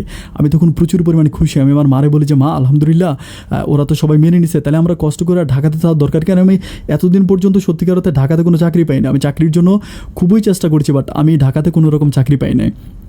একটা পর্যায়ে আমি বললাম যে ঠিক আছে চলো আমরা সবাই মিলে আবারও হচ্ছে মানে আমরা গ্রামে চলে যাই। এরপরে 2 থেকে 3 দিন পরে আমরা তখন একেবারে রেডি হয়ে তখন ঢাকা থেকে সবাই গ্রামে চলে আসি। অ্যান্ড গ্রামে আসার পরে তো আলহামদুলিল্লাহ আমার মামা কোনো রকম ঝামেলা নাই, মামা কারো কাছে কিছু বলে না, আবার অনেকে অনেক কিছু প্রশ্ন করে, মামা জাস্ট স্কিপ করে যায়। অ্যান্ড আমাকে যারা জিজ্ঞেস করে আমি স্ট্রেট বলি যে হ্যাঁ আমি সাথীকে বিয়ে করছি, মানে সাথী আমার বউ, এরকম করে আনছি। বাট আনার পরে যেদিন আনছি এর 2 দিন পর্যন্ত সাথীর সাথে আমার কোনো দেখাও না, মানে 2 দিন পর্যন্ত। আমি তখন আমার মামাকে বলেছি কী ব্যাপার, সাথী কোথায়? তো আমার মামা বলে যে সাথী ওর মামার বাড়িতে গেছে। তো আমি বললাম যে কেন, হঠাৎ করে মামার বাড়িতে কেন গেল? আমার মামা বলতেছে যে গেছে, কেন গেছে এটা আমি কীভাবে বলবো, ওর মায়ের সাথে গেছে। আমি বললাম ও আচ্ছা, ওর মায়ের সাথে মামা বাড়িতে গেছে? বলে হ্যাঁ। তো আমি আর কিছু বলি না, 2 দিন সাথে সাথে আমার দেখা হয় না। তো যেহেতু মামা মামি ব্যাপারটা মেনেই নিছে, আমি এটা নিয়ে আর অতটা মানে সিনক্রেট করি না। যাই হোক, একটা সময় হয়তো সব কিছু ঠিক হয়ে যাবে, যেহেতু মামা মামি মেনে নিছে, এখানে তো আর দ্বিতীয় কোনো কথা থাকতে পারে না। যেতে যেতে একটা পর্যায়ে হঠাৎ করে একদিন আমি দোকানে বসে আছি, দুপুর টাইমে দোকানে বসে আছি, আমি ফার্নিচার বানাইতেছি। হঠাৎ করে হচ্ছে পুলিশ আসার পরে আমাকে মানে কোনো কথা না বলে আমাকে ধরে ফেলে, মানে আমার হাত চেপে ধরে ফেলে, আমাকে হাত করা ফড়াই ফেলে। আমাকে হাত করা পড়ানোর পরে আমি খুব মানে আমি অবাক হয়ে যাই। আমি বুঝতে পারিনি কী ব্যাপার, আমাকে কেন ধরে নিয়ে যাচ্ছে। পরে আমি বলি যে কী ব্যাপার, মানে আমি জিজ্ঞেস করেছি কী ব্যাপার, আমাকে ধরতেছেন কেন? কারণ কিছুদিন আগে কিন্তু আমাদের এলাকাতে একটা মারামারি হয়েছিল, এই জন্য কিন্তু কয়েকদিন পুলিশ আসছিল বা এলাকাতে। তাই মনে করছিলাম মনে হয় ওই মারামারি রেস ধরে পুলিশ আসছে। তা আমাকে বলতেছে যে তোর নাম কি মানে মনির না? বলো হ্যাঁ আমার নাম মনির। পরে বলতেছে তোরই তো খুঁজতেছি মামা। এটা বলার পর আমার তখন ব্যান গাড়িতে উঠে ফেলে, মানে ব্যানে উঠে ফেলে, পুলিশের ব্যানে উঠে আমাকে নিয়ে যাচ্ছে, থানায় নিয়ে যায়। অ্যান্ড থানায় নিয়ে যাওয়ার পর আমি তখন পুলিশকে জিজ্ঞেস করি যে আমাকে ধরে আনছেন সবই ঠিক আছে, কিন্তু আমাকে ধরে কেন নিয়ে আসছেন সেটা তো বলবেন তাই না? পরে বলতেছে তোর নামে অপহরণের মামলা আছে। আমি তখন বলি যে আমার নামে অপহরণের মামলা, মানে পরে বলে তোর নামে অপহরণের মামলা করে দিছে তোর মামা। আমি বললাম যে মানে আমার মামা বলে হ্যাঁ ও বলে যে এটা তোর মামা না, আমার মামার কথা বলে যে নাম বলে, আমার মামার নাম ছিল হচ্ছে হারুন, বলে যে হারুন তোর মামা না? আমি বলি হ্যাঁ আমার মামা। তো বলে যে তোর মা, তুই নাকি তোর মামা তো বোনের নিয়ে কোথায় বেচে দিছস? আমি বললাম যে এটা কে বলেন, মানে কি বলেন? পরে বলে যে তুই নাকি তোর মামা তো বোনেরা ঢাকা নিয়ে বিক্রি করে দিছিস। আমি বললাম যে দেখেন এইরকম উল্টাপাল্টা কথাগুলো, আমার মামা পাগল হয়ে গেছে, আমার মামার ব্রেনে সমস্যা আছে, আমি কেন আমার মামাতো বোনকে মানে ঢাকাতে নিয়ে বিক্রি করে দিব? আমি তো আমার মামাতো বোনকে বিয়ে করছে, অ্যান্ড এটা আমার মামা জানে, সবাই জানে, তো বলতেছে যে না তোর মামা তোরা অপহরণের মামলা দিছে। এটার পর তখন আমাকে থানার ভিতরে ঢুকিয়ে দেয়, আমি আর কারোর সাথে যোগাযোগ করতে পারি না, কারোর সাথে যোগাযোগ করতে পারি না। আমি থানাতে প্রায় 14 দিনের মতো থাকি। এই 14 দিনের মধ্যে আমার মা আমার সাথে দেখা করতে আসে, মা এসব প্রচুর কান্নাকাটি করে। মা আমাকে তখন বলতেছে বাবারে এটা ছিল ওদের একটা টিরিক্স, ওরা একটা টিরিক্স খাটাইছে, একটা বুদ্ধি করে তোরে আর আমাদেরকে বাড়িতে আনছে, ওদের একটা প্ল্যানিং ছিল, ওরা এখন নিজের মেয়েরে লুকে তোর নামে অপহরণের মামলা দিয়ে দিছে। আমি তখন আমার মারে বলি যে মা আর কেউ না জানুক, তুমি তো জানো। আমার মা বলে আমি জানি না কী করবো, আমার তো হাত পা বাঁধা। পুলিশ, তখন আমার মা পুলিশের কাছে খুবই কান্নাকাটি করে, পুলিশ বলে যে কিছু করার নাই, অপহরণের মামলা আছে, যতদিন পর্যন্ত মেয়েকে খুঁজে পাওয়া যাবে না ততদিন পর্যন্ত ওকে ছাড়া যাবে না। 14 দিন পরে আমাকে কোর্টে ওঠানো হয়। কোর্টে উঠায়া মানে আমার হচ্ছে 3 দিনের জন্য আমার রিমান্ড মঞ্জুর করে। মানে রিমান্ডে আমাকে জিজ্ঞাসাবাদ করা হবে যে আমি মেয়েটাকে কোথায় বিক্রি করছি, এবং আমার নামে আরও 2-3টা মামলা আমার উপর দিয়ে দেয়। অস্ত্র মামলা, একটা অস্ত্র মামলা আমার নামে দেওয়া হয়, এবং আমি নাকি আরও 2-3টা মেয়েকে এভাবে গ্রাম থেকে নিয়ে ঢাকাতে বিক্রি করছি, এরকম করে আমি নাকি ইন্টারন্যাশনাল মাফিয়া, ওরকম অনেকগুলো মামলা আমার নামে দিয়ে দেয়। মানে আমার অবস্থা এতটা খারাপ করে দেয় যে আমার পক্ষে আসলে মানে 12 বছরও জেল থেকে বের হওয়া আর সম্ভব না। আর এরই মাঝে তো আমার মামাতো বোনকে লুকিয়ে ফেলছে, মানে আমার মামি আমার মামাতো বোনকে নিয়ে কই চলে গেছে তার কোনো খবর নাই। যেতে যেতে প্রায় আমাকে তখন কোর্টে পাঠিয়ে দেয়। আমি তখন ওইখানে মানে ময়মনসিংহ শহর থেকে আমাকে তো ময়মনসিংহ শহরে আমাকে রাখে, ওইখানে আমি প্রায় 2.5 মাসের মতো থাকি। 2.5 মাস আমার অবস্থা এতটাই খারাপ হয়, আমাকে এরই মাঝে 3বার রিমান্ড দেয়। আর রিমান্ডের কথা আমি কিছু বলতে চাই না। রিমান্ডে আমার উপরে যে পরিমাণ অমানসিক নির্যাতন করা হয় আমি তখন বলে বোঝাতে পারবো না। একদিন আমি তখন আমার মা খুব অসুস্থ হয়ে যায়, আমার মা খুব অসুস্থ শরীরে আমার সাথে দেখা করতে আসার পর আমি খুবই কান্নাকাটি করে আমার মারে জড়ায় ধরে। মা আমারে বলে যে বাবা রে, আমি কী ভুল করছিলাম, তোর বাবা যখন আমার ঘর থেকে বের করে দিয়েছিল সেদিন যদি আমরা ঢাকাতে চলে যেতাম, আমরা যদি ঢাকাতে বস্তিতে গিয়ে থাকতাম, তাও কিন্তু আমাদের এত কষ্ট হইতো না। আমার ভাই যে আমার এত বড় ক্ষতি করবে এটা আমি কখনো স্বপ্নেও চিন্তা করতে পারি নাই। আমি বলি মা শত্রুর কথা বলে আর কী হবে, উনি শত্রুতা আমি করছে, এখন এটা বলে তো আর কোনো লাভ নেই, এখন আমরা কী করতে পারি, আমরা এটা থেকে বাঁচতে পারি কীভাবে, তুমি এটা বুদ্ধি বাইর করো। অ্যান্ড আমার মা আমারে বলে আমি বাঁচার রাস্তা পেয়ে গেছি, তুই বের হয়ে যেতে পারবি। অ্যান্ড এটা বলার পরে প্রায় 1 সপ্তাহ পরেই আমাকে হচ্ছে আমার মা থানা থেকে বের করে নিয়ে আসে, আমাকে জেল থেকে বের করে নিয়ে আসে। আনার পরে আমাকে বাড়িতে আনার পরে আমার মা কোনো কথা বলে না, মা তখন একেবারে গম্ভীর হয়ে থাকে। আমি মাকে জিজ্ঞেস করি যে মা কী ব্যাপার, তুমি কথা বলতেছো না কেন, ঘটনা কী হয়েছে, মামা আমাকে ছেড়ে দিল কেন, আমাকে ছাড়ছিল কেন, এটা বলো। তখন আমার মা বলে না, মা জাস্ট চুপচাপ থাকে। আর আমার ছোটো বোনটা তখন বলতেছে এমনি কি আর ছাড়ছিল ভাইয়া, মামার স্বার্থ নিয়ে ছাড়ছে। আমি বলি কী নিয়ে, মানে স্বার্থ নিয়ে কি, মানে তোর ভাবি কোথায়, আমি মানে সাথীর কথা জিজ্ঞেস করি সাথী কোথায়। তখন আমার ছোটো বোনটা আমাকে বলে যে আমার ইচ্ছে করতেছে তোমার জুতো দিয়ে পিটাই। আমি তখন বলতেছি তুই আমার ছোটো বোনে আমার জুতো দিয়ে মারবি, বলে যে হ্যাঁ জুতো দিয়ে মারবো, তোমার জন্য আজকে আমাদের পুরোটা সংসার নষ্ট হয়ে গেছে, তুমি যে জানো মা তোমারে কেমনে ছুটে আনছে। আমি বলি মা আমার কেমনে ছুটে আনছে তুই আমারে বল। ও আমারে বলে যে আমার মা আমার নানার কাছে যে পরিমাণ সম্পদ পাইতো সমস্ত সম্পদ আমার মামাকে না দাবি দলিল দিয়ে দিছে, অ্যান্ড দলিল দেওয়ার পরে আমার মামা তখন তোমার মামলা উঠিয়ে নিছে, দেন তুমি থানা থেকে বের হইতে পারছো। আমার নানার কিন্তু কোটি কোটি টাকার সম্পদ ছিল, মানে আমার নানা কিন্তু আমাদের এলাকাতে অনেক বেশি জায়গা সম্পত্তির মালিক, মানে অনেক জায়গা সম্পত্তি আমার নানার। আমি তখন আমার ছোটো বোনটারে বলি তুই কী বলিস, এত বড় ক্রিমিনালি করছে, বলে এত বড় ক্রিমিনালি করছে। অ্যান্ড আমি তখন 2-3 দিন পরে বাড়িতে থেকে আমার মামার সাথে পাগলামি করে মামাকে গালাগালি করি যে ঠিক আছে জায়গা করার করছেন, জায়গা সম্পত্তি নিয়ে গেছেন, ওই জায়গা সম্পত্তির প্রতি আমার কোনো দিন লোভ ছিল না, কোনো দিন লোভ নাইও। আপনি জায়গা সম্পত্তি নিয়ে গেছেন, আপনি জায়গা সম্পত্তি খেয়ে ফেলেন, কিন্তু সাথীকে ছেড়ে দেন, মানে সাথীকে আমার বাড়িতে আসতে দেন, সাথী আমার বউ, সাথী আমার বাড়িতে আসবে। এটা নিয়ে মামার সাথে আমার কথাবার্তা হয়। অ্যান্ড কথাবার্তা হওয়ার কিছুদিন পরে আমি যেটা জানতে পারি যে আমাকে নাকি কোর্টের মাধ্যমে সাথী নাকি আমাকে ডিভোর্স করে দিছে। এটা আমার মামাতো বোন আমাকে বলে না, মানে সাথী আমাকে বলে না, আমার মামা আমাকে বলে না, আমি আমাদের এলাকার অন্য মানুষ, মানে আমার নানা বাড়ির অন্য মহিলাদের কাছ থেকে কথাটা শুনতে পাওয়ার পর একদিন পুকুর ঘাটে সাথী হচ্ছে মানে হাড়ি পাতিল মাছতেছিল। আমি তখন মানে পুকুর পাড়ে যাওয়ার পরে সাথীকে জিজ্ঞেস করি সাথী তুমি নাকি আমাকে ডিভোর্স করে দিয়েছো, কথাটা কি সত্যি? এটা বলার পর ও তখন মানে কোনো কথা বলে না, ও কাজ করতেছে। আমি তখন একটু জোরে বলি যে সাথী তুমি নাকি আমাকে ডিভোর্স করে দিয়েছো, কথাটা কি সত্যি? এটা বলার পর ও যখন চলে আসতে থাকে আমি ওর হাত চেপে ধরার পরে এই দৃশ্যটা আমার মামানি দেখে। মামানি দেখার পর আমার মামাকে ডাক দিয়ে আনে। মামা তখন আমাকে বলে দেয় আজকের পর থেকে যদি আমি কোনো দিন দেখি যে তুই সাথীর সাথে কথা বলছস, তোর নামে কিন্তু আমি তোর জেল থেকে ছুটে আনছি, কিন্তু তোর নামে এখনও মামলা কিন্তু ঝুলে আছে। আমি তোর নামে অস্ত্র মামলা দিছি, বিভিন্ন মামলা দিছি, আমি তোর ওই মামলা দিয়ে তোর আমি আবারও ফাঁসাই দিব। অ্যান্ড একটা পর্যায়ে আমি তখন আমার মামারে বলি যারা আপনি তো একটা ক্রিমিনাল, আপনি যে ক্রিমিনালি করছেন আপনি আল্লাহর কাছে দায় দিবেন। এটা যখন বলে আমি কী করি, তখন আমার মামারে মানে মারার জন্য একটু আউগে যায়। যখন আউগে যায় তখন আমার মামি সামনে দাঁড়ায়। আমি মামির একটা ধাক্কা দিলে তখন সাথে এসে আমার গালে খুব কষে একটা চর মারে, মানে খুব কষে চর মারে আমার বলতেছে হ্যাঁ তাহলে তুই শোন যে তোরা আমি ডিভোর্স করে দিয়েছি, এবং এটা আমি সম্পূর্ণ আমার ইচ্ছায় ডিভোর্স করছি। আমার পরিবার আমাকে কোনো রকম প্রেশার করে নাই, আমি নিজের ইচ্ছায় তোরে ডিভোর্স করছি। তোর মতো কুত্তার সাথে থাকার কোনো রকম ইচ্ছা আমার না, আমি তোরে ডিভোর্স করছি। আমি তখন পুকুর পাড়ে বসে বসে কান্না করতেছি, হায় রে আমি এই মানুষটার জন্য কী না করলাম ওর জন্য। আমি প্রচণ্ড রকম কান্না করি। তখন ঘরে আসার পর আমার মা তখন আমার বলে যে তুই আমার মাথায় হাত দিয়ে শপথ কর, আজকের পর থেকে তুই আর কোনোদিন ওই সাথীর সাথে কথা বলবি না, আমি তখন বলি যে মা আমি তোমার মাথা ছুঁয়ে কথা দিতেছি, আমি কোনোদিন সাথীর সাথে কথা বলবো না।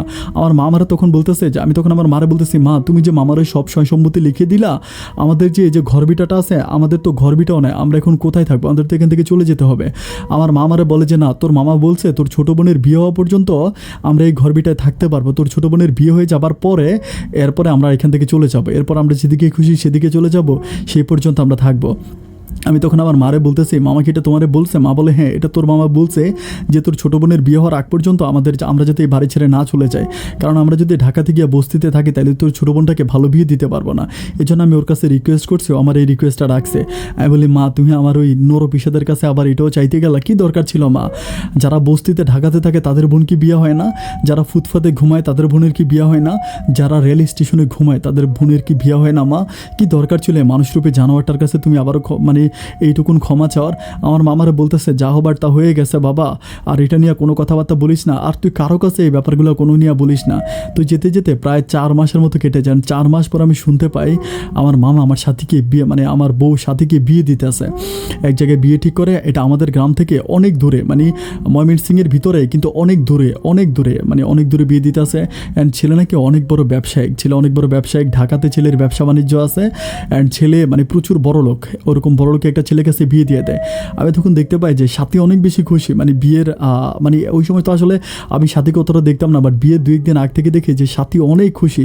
আমি তখন আমার বাড়ির অন্য মানুষগুলিকে জিজ্ঞেস করি কী ব্যাপার, সাথী এতটা খুশি কেন? ওর মুখের দিকে তাকালে মনে হয় ও দুনিয়ার সবচেয়ে সুখী মানুষ, ওর মনে নাকি মানে কোনো কষ্ট নাই, এত সুখ কেন ওর মনে? তখন বাড়ির সবাই আমার বলতেছে কেন বুঝো না, ও এখন বিয়ে করবে, তোমার চেয়েও বড় লোক একটা ছেলেরা পাইছে, ওই বড় লোক ছেলেটারে বিয়ে করবে। আমি তখন বাড়ির অন্য মানুষদেরকে বলি যে আচ্ছা সাথীকে আমাকে ইচ্ছে করে ডিভোর্স দিছে নাকি ওর বাবা মাকে জোর করে ডিভোর্স করাইছে? তখন সবাই আমারে বলতেছে যে সাথী যদি তোর ডিভোর্স না করে তাহলে তোর বাবা মা কেমনে জোর করে ডিভোর্স করায়? ও 18 বছরের উপর একটা মেয়ে, ও যদি চেষ্টা করে অনেক কিছুই করতে পারে। আমি তখন সাথীর মানে খুশি দেখে আমি দেখতেছি যে হ্যাঁ এটা ঠিক, সাথী আসলে যা কিছু করছে মানে সম্পূর্ণ সাথী তার ইচ্ছা করেই করছে। এরপরে ওরা কী করে মানে বিয়ের দিন তারিখ ঠিক করার পরে বিয়ে হয়। অ্যান্ড বিয়ের বরযাত্রী আসে। আমি একটা ব্যাপার বলে রাখি, আমার মা যত যাই হোক আমার মা কিন্তু আমার মাকে কিন্তু আমার মামা ইনভাইট করে নাই, এটা আমি খুবই কষ্ট পাইছি। মানে যত যাই হোক অন্যায় করি অপরাধ করি আমি করছি, আমার মা তো কোনো অন্যায় অপরাধ করে নাই। আমার মামা আমার মাকে মানে দাওয়াত দেয় না, সবাইকে দাওয়াত দেয়, গ্রামের সব মানুষ দাওয়াত দেয়। বাট গ্রামের সব মানুষ গেলে আমাদের বাড়িতে এসে বলতেছে কী ব্যাপার তোমাদেরকে দাওয়াত দেয় নাই? আমাকে দাওয়াত না দেখ, আমার মাকে দাওয়াত না দেখ, আমার ছোটো বোনটারে যদি দাওয়াত দিত। আমার ছোটো বোনটা ঘরে বসে কান্না করতেছে, আমার ছোটো বোনটাও যায় নাই। এইভাবে যাইতেছে, ওর বিয়ে শাদী করতেছে ভাই, প্রচুর পরিমাণে খুশি। আমি দেখতেছি ভিডিও করতেছে, মানে ভিডিও ম্যান রাখছে, মানে সাথীরই ভিডিও করতেছে, এত সুন্দর করে ভিডিও করতেছে ওর বিয়েতে। আমি তাকে আমাদের ঘরের পিছন থেকে আমি দাঁড়ায় দেখতেছি আর কান্না করতেছি। হাই রে, আমি চিন্তা করতেছি মানুষটার জন্য আমি কী না করলাম, কত ভালোবাসলাম তারে নিয়ে পালায়ে পর্যন্ত চলে গেলাম, তারে এক বিন্দু কষ্ট দিই নাই, এত ভালোবাসলাম এনে সব শেষ। ও কত হাসি খুশি যখন ক্যামেরাম্যানে ভিডিও করে, ও কত সুন্দর মিষ্টি করে হাসি দেয়, ওর মুখে ফল উঠে দেও ফল খায়, মানে এত খুশি। আমি তখন চোখের পানিগুলো ঝরাইতে ঝরাইতে আমি তখন আল্লাহর কাছে হাত তুলে আমি কান্না করতেছি আর আল্লাহকে বলতেছি, আল্লাহ হো রাব্বুল আলামিন, ওগো পরম দয়াময় আল্লাহ, তুমি তো দেখেছো আমার সাথে কি হয়েছে, আল্লাহ তুমি বিচার করো, আল্লাহ বিচার তোমার কাছে দিছে। আমার মা তখন পিছন থেকে এসে আমাকে ঝরাইয়া ধরে মা আর আমি খুব কাঁদে। আমার মা আমারে বলে যে আমি মন থেকে বলতেছি যে ওদের বিচার আল্লাহ এই দুনিয়ার মাটিতে একদিন ঠিকই করে দিবে, এই দুনিয়ার মাটিতে ওদের বিচার হবে। আমার মা যখন কান্না করতেছি, আমার ছোটো বোনটাও ঘর থেকে তখন এসে আমার ছোটো বোনটাও কান্না করতেছে। আমাদের কান্নায় যেন আকাশ বাতাস ভেঙে পড়তেছে। আমার কাছে মনে হয় যে আমাদের কান্নায় সেদিন গাছপালাগুলো পর্যন্ত কান্না করেছে। আমরা খুবই কান্না করি। ঘরের ভিতরে যাওয়ার পরে আমার মা আমাকে আর আমার ছোটো বোনকে পান্তা ভাত আর আলুর ভর্তা দিয়ে ভাত খাইতে দেয়। অথচ আমার মামাতো বোনের বিয়ে, ওই বাড়ির মাংসের গ্রানে আমরা আমাদের ঘরে থাকতে পারি না। আমার মা আলুর ভর্তা দিয়ে আমাদেরকে ভাত খাইতে দেয়, আমি আলুর ভর্তা দিয়ে ভাত খাই। চোখের পানিগুলো তখন টপ করে আমার প্লেটের ভিতরে পড়তেছিল। কান্নার জন্য আমি কথা বলতে পারতেছি না। 2টা লোকমা খাওয়ার পর আমি কাঁদতে ওখানে শুয়ে যাই। আমার মা আমার মাথায় হাত বেলে দিয়া বলে, আল্লাহ বিচার করবো বাবা, তুই কান্নাকাটি করিস না, তোর মনে তো কোনো হারামি ছিল না, তুই তো কোনো অন্যায় করিস নাই, কোনো অপরাধ করিস নাই, তুই দেখবি আল্লাহ একদিন ওদের ন্যায্য বিচার করে দিব, আল্লাহ বিচার করবো, আল্লাহ রাব্বুল আলামিন বিচার করবো, তুই কান্নাকাটি করিস না। আমার মা তখন আমার মাথায় হাত বুলে দেয়। আমরা তখন বসে থাকেন। ছেলেপক্ষ আসার পরে বিয়ের হওয়ার পরে সাথীকে নিয়ে যায়। সাথীকে ছেলে নিয়ে যাওয়ার পরে এর পরের দিন ওরা মেয়েকে সাথীকে আনতে যাবে। সাথীর বাবা মা যায় সাথীকে আনার জন্য। যখন যায় সাথীর বাবা মা, তারপর সাথীর ছোটো বোন, সবাই মিলে যায়।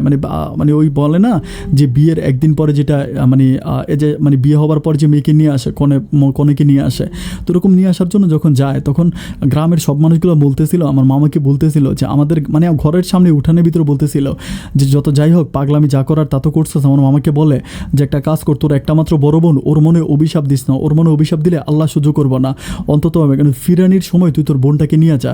এটা সবাই আমার মামাকে বলে। আমার মামা বলে যে না, ওদের মতো জালিমদের সাথে আমাদের কোনো সম্পর্ক নাই, আমার মেয়ের গায়ে কলঙ্ক মেখে দিস, ওরা আমি নিব না, সবাই বলে। আমার মা তখন, আমার ছোটো বোনটা তখন রেডি হয় যাওয়ার জন্য। আমার ছোটো বোনটা বলে আমি মামার সাথে যাব। আমি ছোটো বোনটা বলি যে বোন রে তুই যাইস না, কারণ তুই যদি যাস আমাদের এমনিতে অপমান, আর তো আমাদেরকে যাইতে বলেই নাই, আমাদেরকে দাওয়াতে দেয় না, তুই কেমনে যাবে। আমার ছোটো বোন বলে না ভাই আমি যাব। আমি বলি যে না তুই যাইস না, খুব রিকোয়েস্ট করি। বাট আমার ছোটো বোন তারপরে যখন যাইতে চায়, আমার মা পিছন থেকে ওরে বলে যে তুই যদি যাস তাহলে কিন্তু আর কোনোদিন ঘরে ঢুকতে পারবি না। ওরে মারার পরে ও ঘরে বসে কান্না করে, নতুন জামা পরে ও কান্নাকাটি করে। অ্যান্ড একটা পর্যায়ে ওরা ঠিক সাথীকে আনার জন্য সাথীর শ্বশুরবাড়িতে যায়। যখন শ্বশুরবাড়িতে যায়, আমি তখন কী করে আমি তখন আর কোনো কথা বলি না, আমি তখন দোকানে গিয়ে বসে থাকি। আমার ফার্নিচার দোকানে গিয়ে বসে থেকে দোকানদারি করতেছি।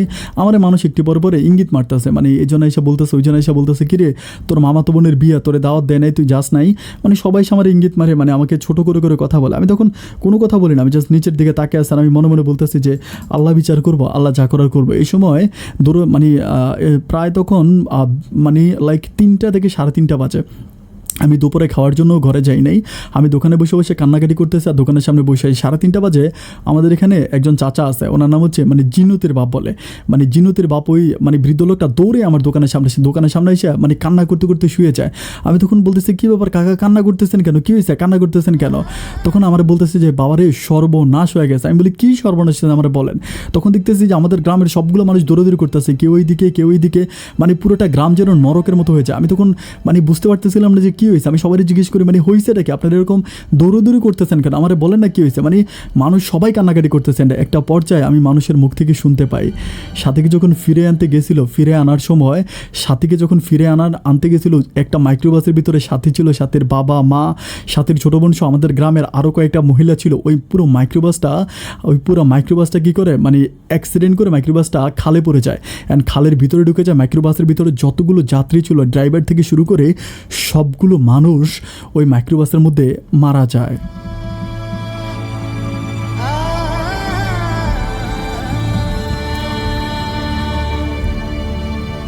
আমি তখন চিৎকার দিয়ে বাড়িতে আসার পর আমার মাকে বলি, মা তখন কান্নায় ভেঙে পড়ে। তখন আমরা সবাই মিলে দৌড়ে হসপিটালে যাওয়ার পরে দেখতে পাই যে সারিবদ্ধভাবে লাশগুলোকে শোয়া রাখছে। প্রায় 12টা লাশ ছিল। ওই সময় এটা পত্রিকায় আসছিল। ঘটনাটা ছিল 2017 দিকে। 2017 সময় এটা পত্রিকায় দিছিল, এটা পত্রিকায় আসছিল যে এরকম বরযাত্রীতে মারা গেছে, এটা বাংলাদেশের বিভিন্ন পত্রিকায় পর্যন্ত আসছে। তো মামানি, তারপরে মামাতো 2টা মামাতো বোন, তারপরে আমার বাড়ির অনেকগুলো মানুষ মারা যায়। যাওয়ার পর আমাদের গ্রামের ভিতরে একটা সুখ নেমে আসে। এরপর থেকে গ্রামের সবগুলো মানুষ আমার মাকে বোঝাচ্ছিল, তুমি আর অভিশাপ দিও না, তুমি ওদেরকে দোয়া করো, আল্লাহ যেন ওদের আত্মার মাগফিরাত কামনা করে ওরা যেন ভালো থাকে। তখন একটা সময় গ্রামের সব মানুষগুলো এসে আমাদের উঠানের মধ্যে মামা যে বেড়াটা দিয়েছিল বেড়াটা উঠিয়ে দেওয়া চারদিক থেকে বাউন্ডারি করে আজকে মামার বাড়িটাও আমাদের বাড়ি হয়ে গেল। একটা পর্যায়ে আমি বিয়ে করি, আপন ভাই বিয়ে করি, আমার এখন একটা ছেলে আর হচ্ছে 2টা মেয়ে আছে। আমি অনেক ভালো আছি আপন ভাই, আমি সংসার জীবনে অনেক খুশি আছি। আপন ভাই, আপনার জীবনের গল্পগুলো আমি মাঝে মাঝে শুনি। আপনি একটা কথা সবসময় বলেন যে ধৈর্য ধরো, আল্লাহ বিচার করবে। আপন ভাই, ধৈর্য ধরলে যে আল্লাহ বিচার করে সেটার একটা বাস্তব প্রমাণ আমি আপনাকে দিলাম। যদি পারেন আমার জীবনের গল্পটা প্রচার করবেন। আমি আপনাকে অনেক ভালোবাসি, আমি আপনার খুব পাগল একটা ভক্ত। প্রতিদিন ভাত খাই বা না খাই আপনার ভিডিওগুলো কিন্তু শুনি, আপনার জীবনের গল্পগুলো শুনি। আপনার জন্য অবিরাম ভালোবাসা ভাই, আপনি অনেক ভালো থাকবেন। আর আমার সন্তানগুলোর জন্য, আমার ওয়াইফের জন্য দোয়া করবেন। আমার আম্মা এখনও বেঁচে আছে। আর আরেকটা ব্যাপার বলে রাখি, এই পর্যন্ত আমার আব্বার সাথে বা আমার সৎমায়ের সাথে আমাদের কোনো যোগাযোগ নাই। আমার ছোটো বোনটাকে বিয়ে দিয়েছিলাম, ছেলে দুবাইতে থাকে। আমার ছোটো বোনটা অনেক ভালো আছে, আমরা এখন অনেক বেশি ভালো আছি। আমাদের সবার জন্য আপনি দোয়া করবেন, আর আমরাও আপনার জন্য দোয়া করি ভাই। আসসালামু আলাইকুম।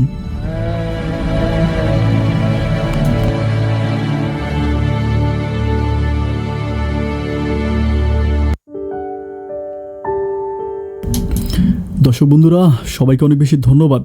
আপনারা পুরোটা গল্প খুব মনোযোগ দিয়ে শুনেছেন। আমি একটা ব্যাপার সবসময় বলে, আমার একটা বন্ধু ছিল, আমি অনেকটা অনুষ্ঠানে এই কথা বলেছিলাম যে আমার ওই বন্ধুটা একটু গ্রামের মানুষ ছিল, অনিক ছিল তার নাম। আমরা একই সাথে স্কুলে পড়াশোনা করেছিলাম। অনিক মাঝে মাঝে একটা কথা বলতে যে আকাশে যখন বিজলি চমকাইতো তখন অনেক বলতো যে আল্লাহ আকাশে পিস্তল নিয়ে দাঁড়ায় আছে। অনেক বলতো যে আল্লাহ আকাশে পিস্তল নিয়ে দাঁড়ায় আছে, পাপী বন্দাদেরকে আল্লাহ আসমান থেকে গুলি করে মারবে। যখন আকাশে বিজলি চমকাতো, আমরা গ্রামের ভাষায় যেটাকে বলি ঠাডা মারতো বলি গ্রামের ভাষায়, অ্যান্ড বিজলি চমকাতো, তখন ও এই কথাটা বলতো যে আল্লাহ আকাশে পিস্তল নিয়ে দাঁড়ায় আছে, আসমান থেকে আল্লাহর ওই খারাপ বান্দাদেরকে গুলি করে মারবে।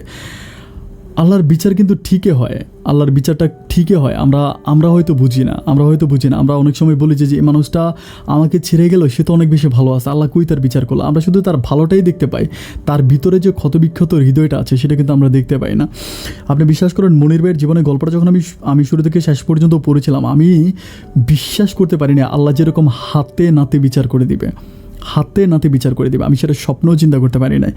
অনেক করেছিল, মানে হারুন সাহেব অনেক করেছিল, অনেক কিছু করেছে, এবং শেষ পর্যন্ত আল্লাহ তার বিচার করেছে। আমি দোয়া করি আপনারা যারা জীবনের গল্প শুনেছেন, যারা মারা গেছে তাদের জন্য আমি দোয়া করি আল্লাহ তাদের আত্মার মাগফিরাত কামনা করে আল্লাহ তাদেরকে অনেক ভালো রাখুক। সেই জায়গার মধ্যখানে হারুন সাহেব হচ্ছে বেড়া দিছিল আলাদা করে রাখার জন্য। এরপরে সম্পত্তির জন্য মানে নিজের বোনের ভাগনাটারে জেলের ভিতরে রাখলো, জেলে রাখা তারপরে বোনের কিডন্যাপ করা, বোনের কাছ থেকে জায়গা সম্পত্তিগুলো দলিল করে নিয়ে গেল। আল্লাহু আকবার, আল্লাহু আকবার, আল্লাহু আকবার। আল্লাহ নিজ হাতে বিচার করে দিছে। যাই হোক, ওদের আল্লাহর মাগফিরাত কামনা করে আল্লাহ তাদের ভালো রাখুক। আর যারা আজকে মনির ভাইয়ের জীবনের গল্পটা শুনেছেন তারা সাবধান হয়ে যান। যদি আপনি যদি হারুন সাহেবের মতো কিংবা হারুন সাহেবের ফ্যামিলির মতো হয়ে থাকেন, তাহলে আপনার উপরও নেমে আসতে পারে সেম পরিমাণ গজব। আজকে মনিরের জীবন থেকে অন্তত শিক্ষা নিয়ে ভালো হয়ে যান। দর্শক বন্ধুরা, সবাই অনেক ভালো থাকবেন, সুস্থ থাকবেন। আপনাদের সুস্থ থাকার প্রত্যাশায় আমি আজকের মতো এখানেই বিদায় নিচ্ছি। অন্য কোনো দিন অন্য কারো জীবনের গল্প নিয়ে, জীবনের গল্প এই অনুষ্ঠানে আমি আবারও হাজির হয়ে যাব। সে পর্যন্ত সবাই ভালো থাকবেন, সুস্থ থাকবেন, এই শুভকামনায় আজকের মতো এখানেই বিদায়। টাটা, বাই।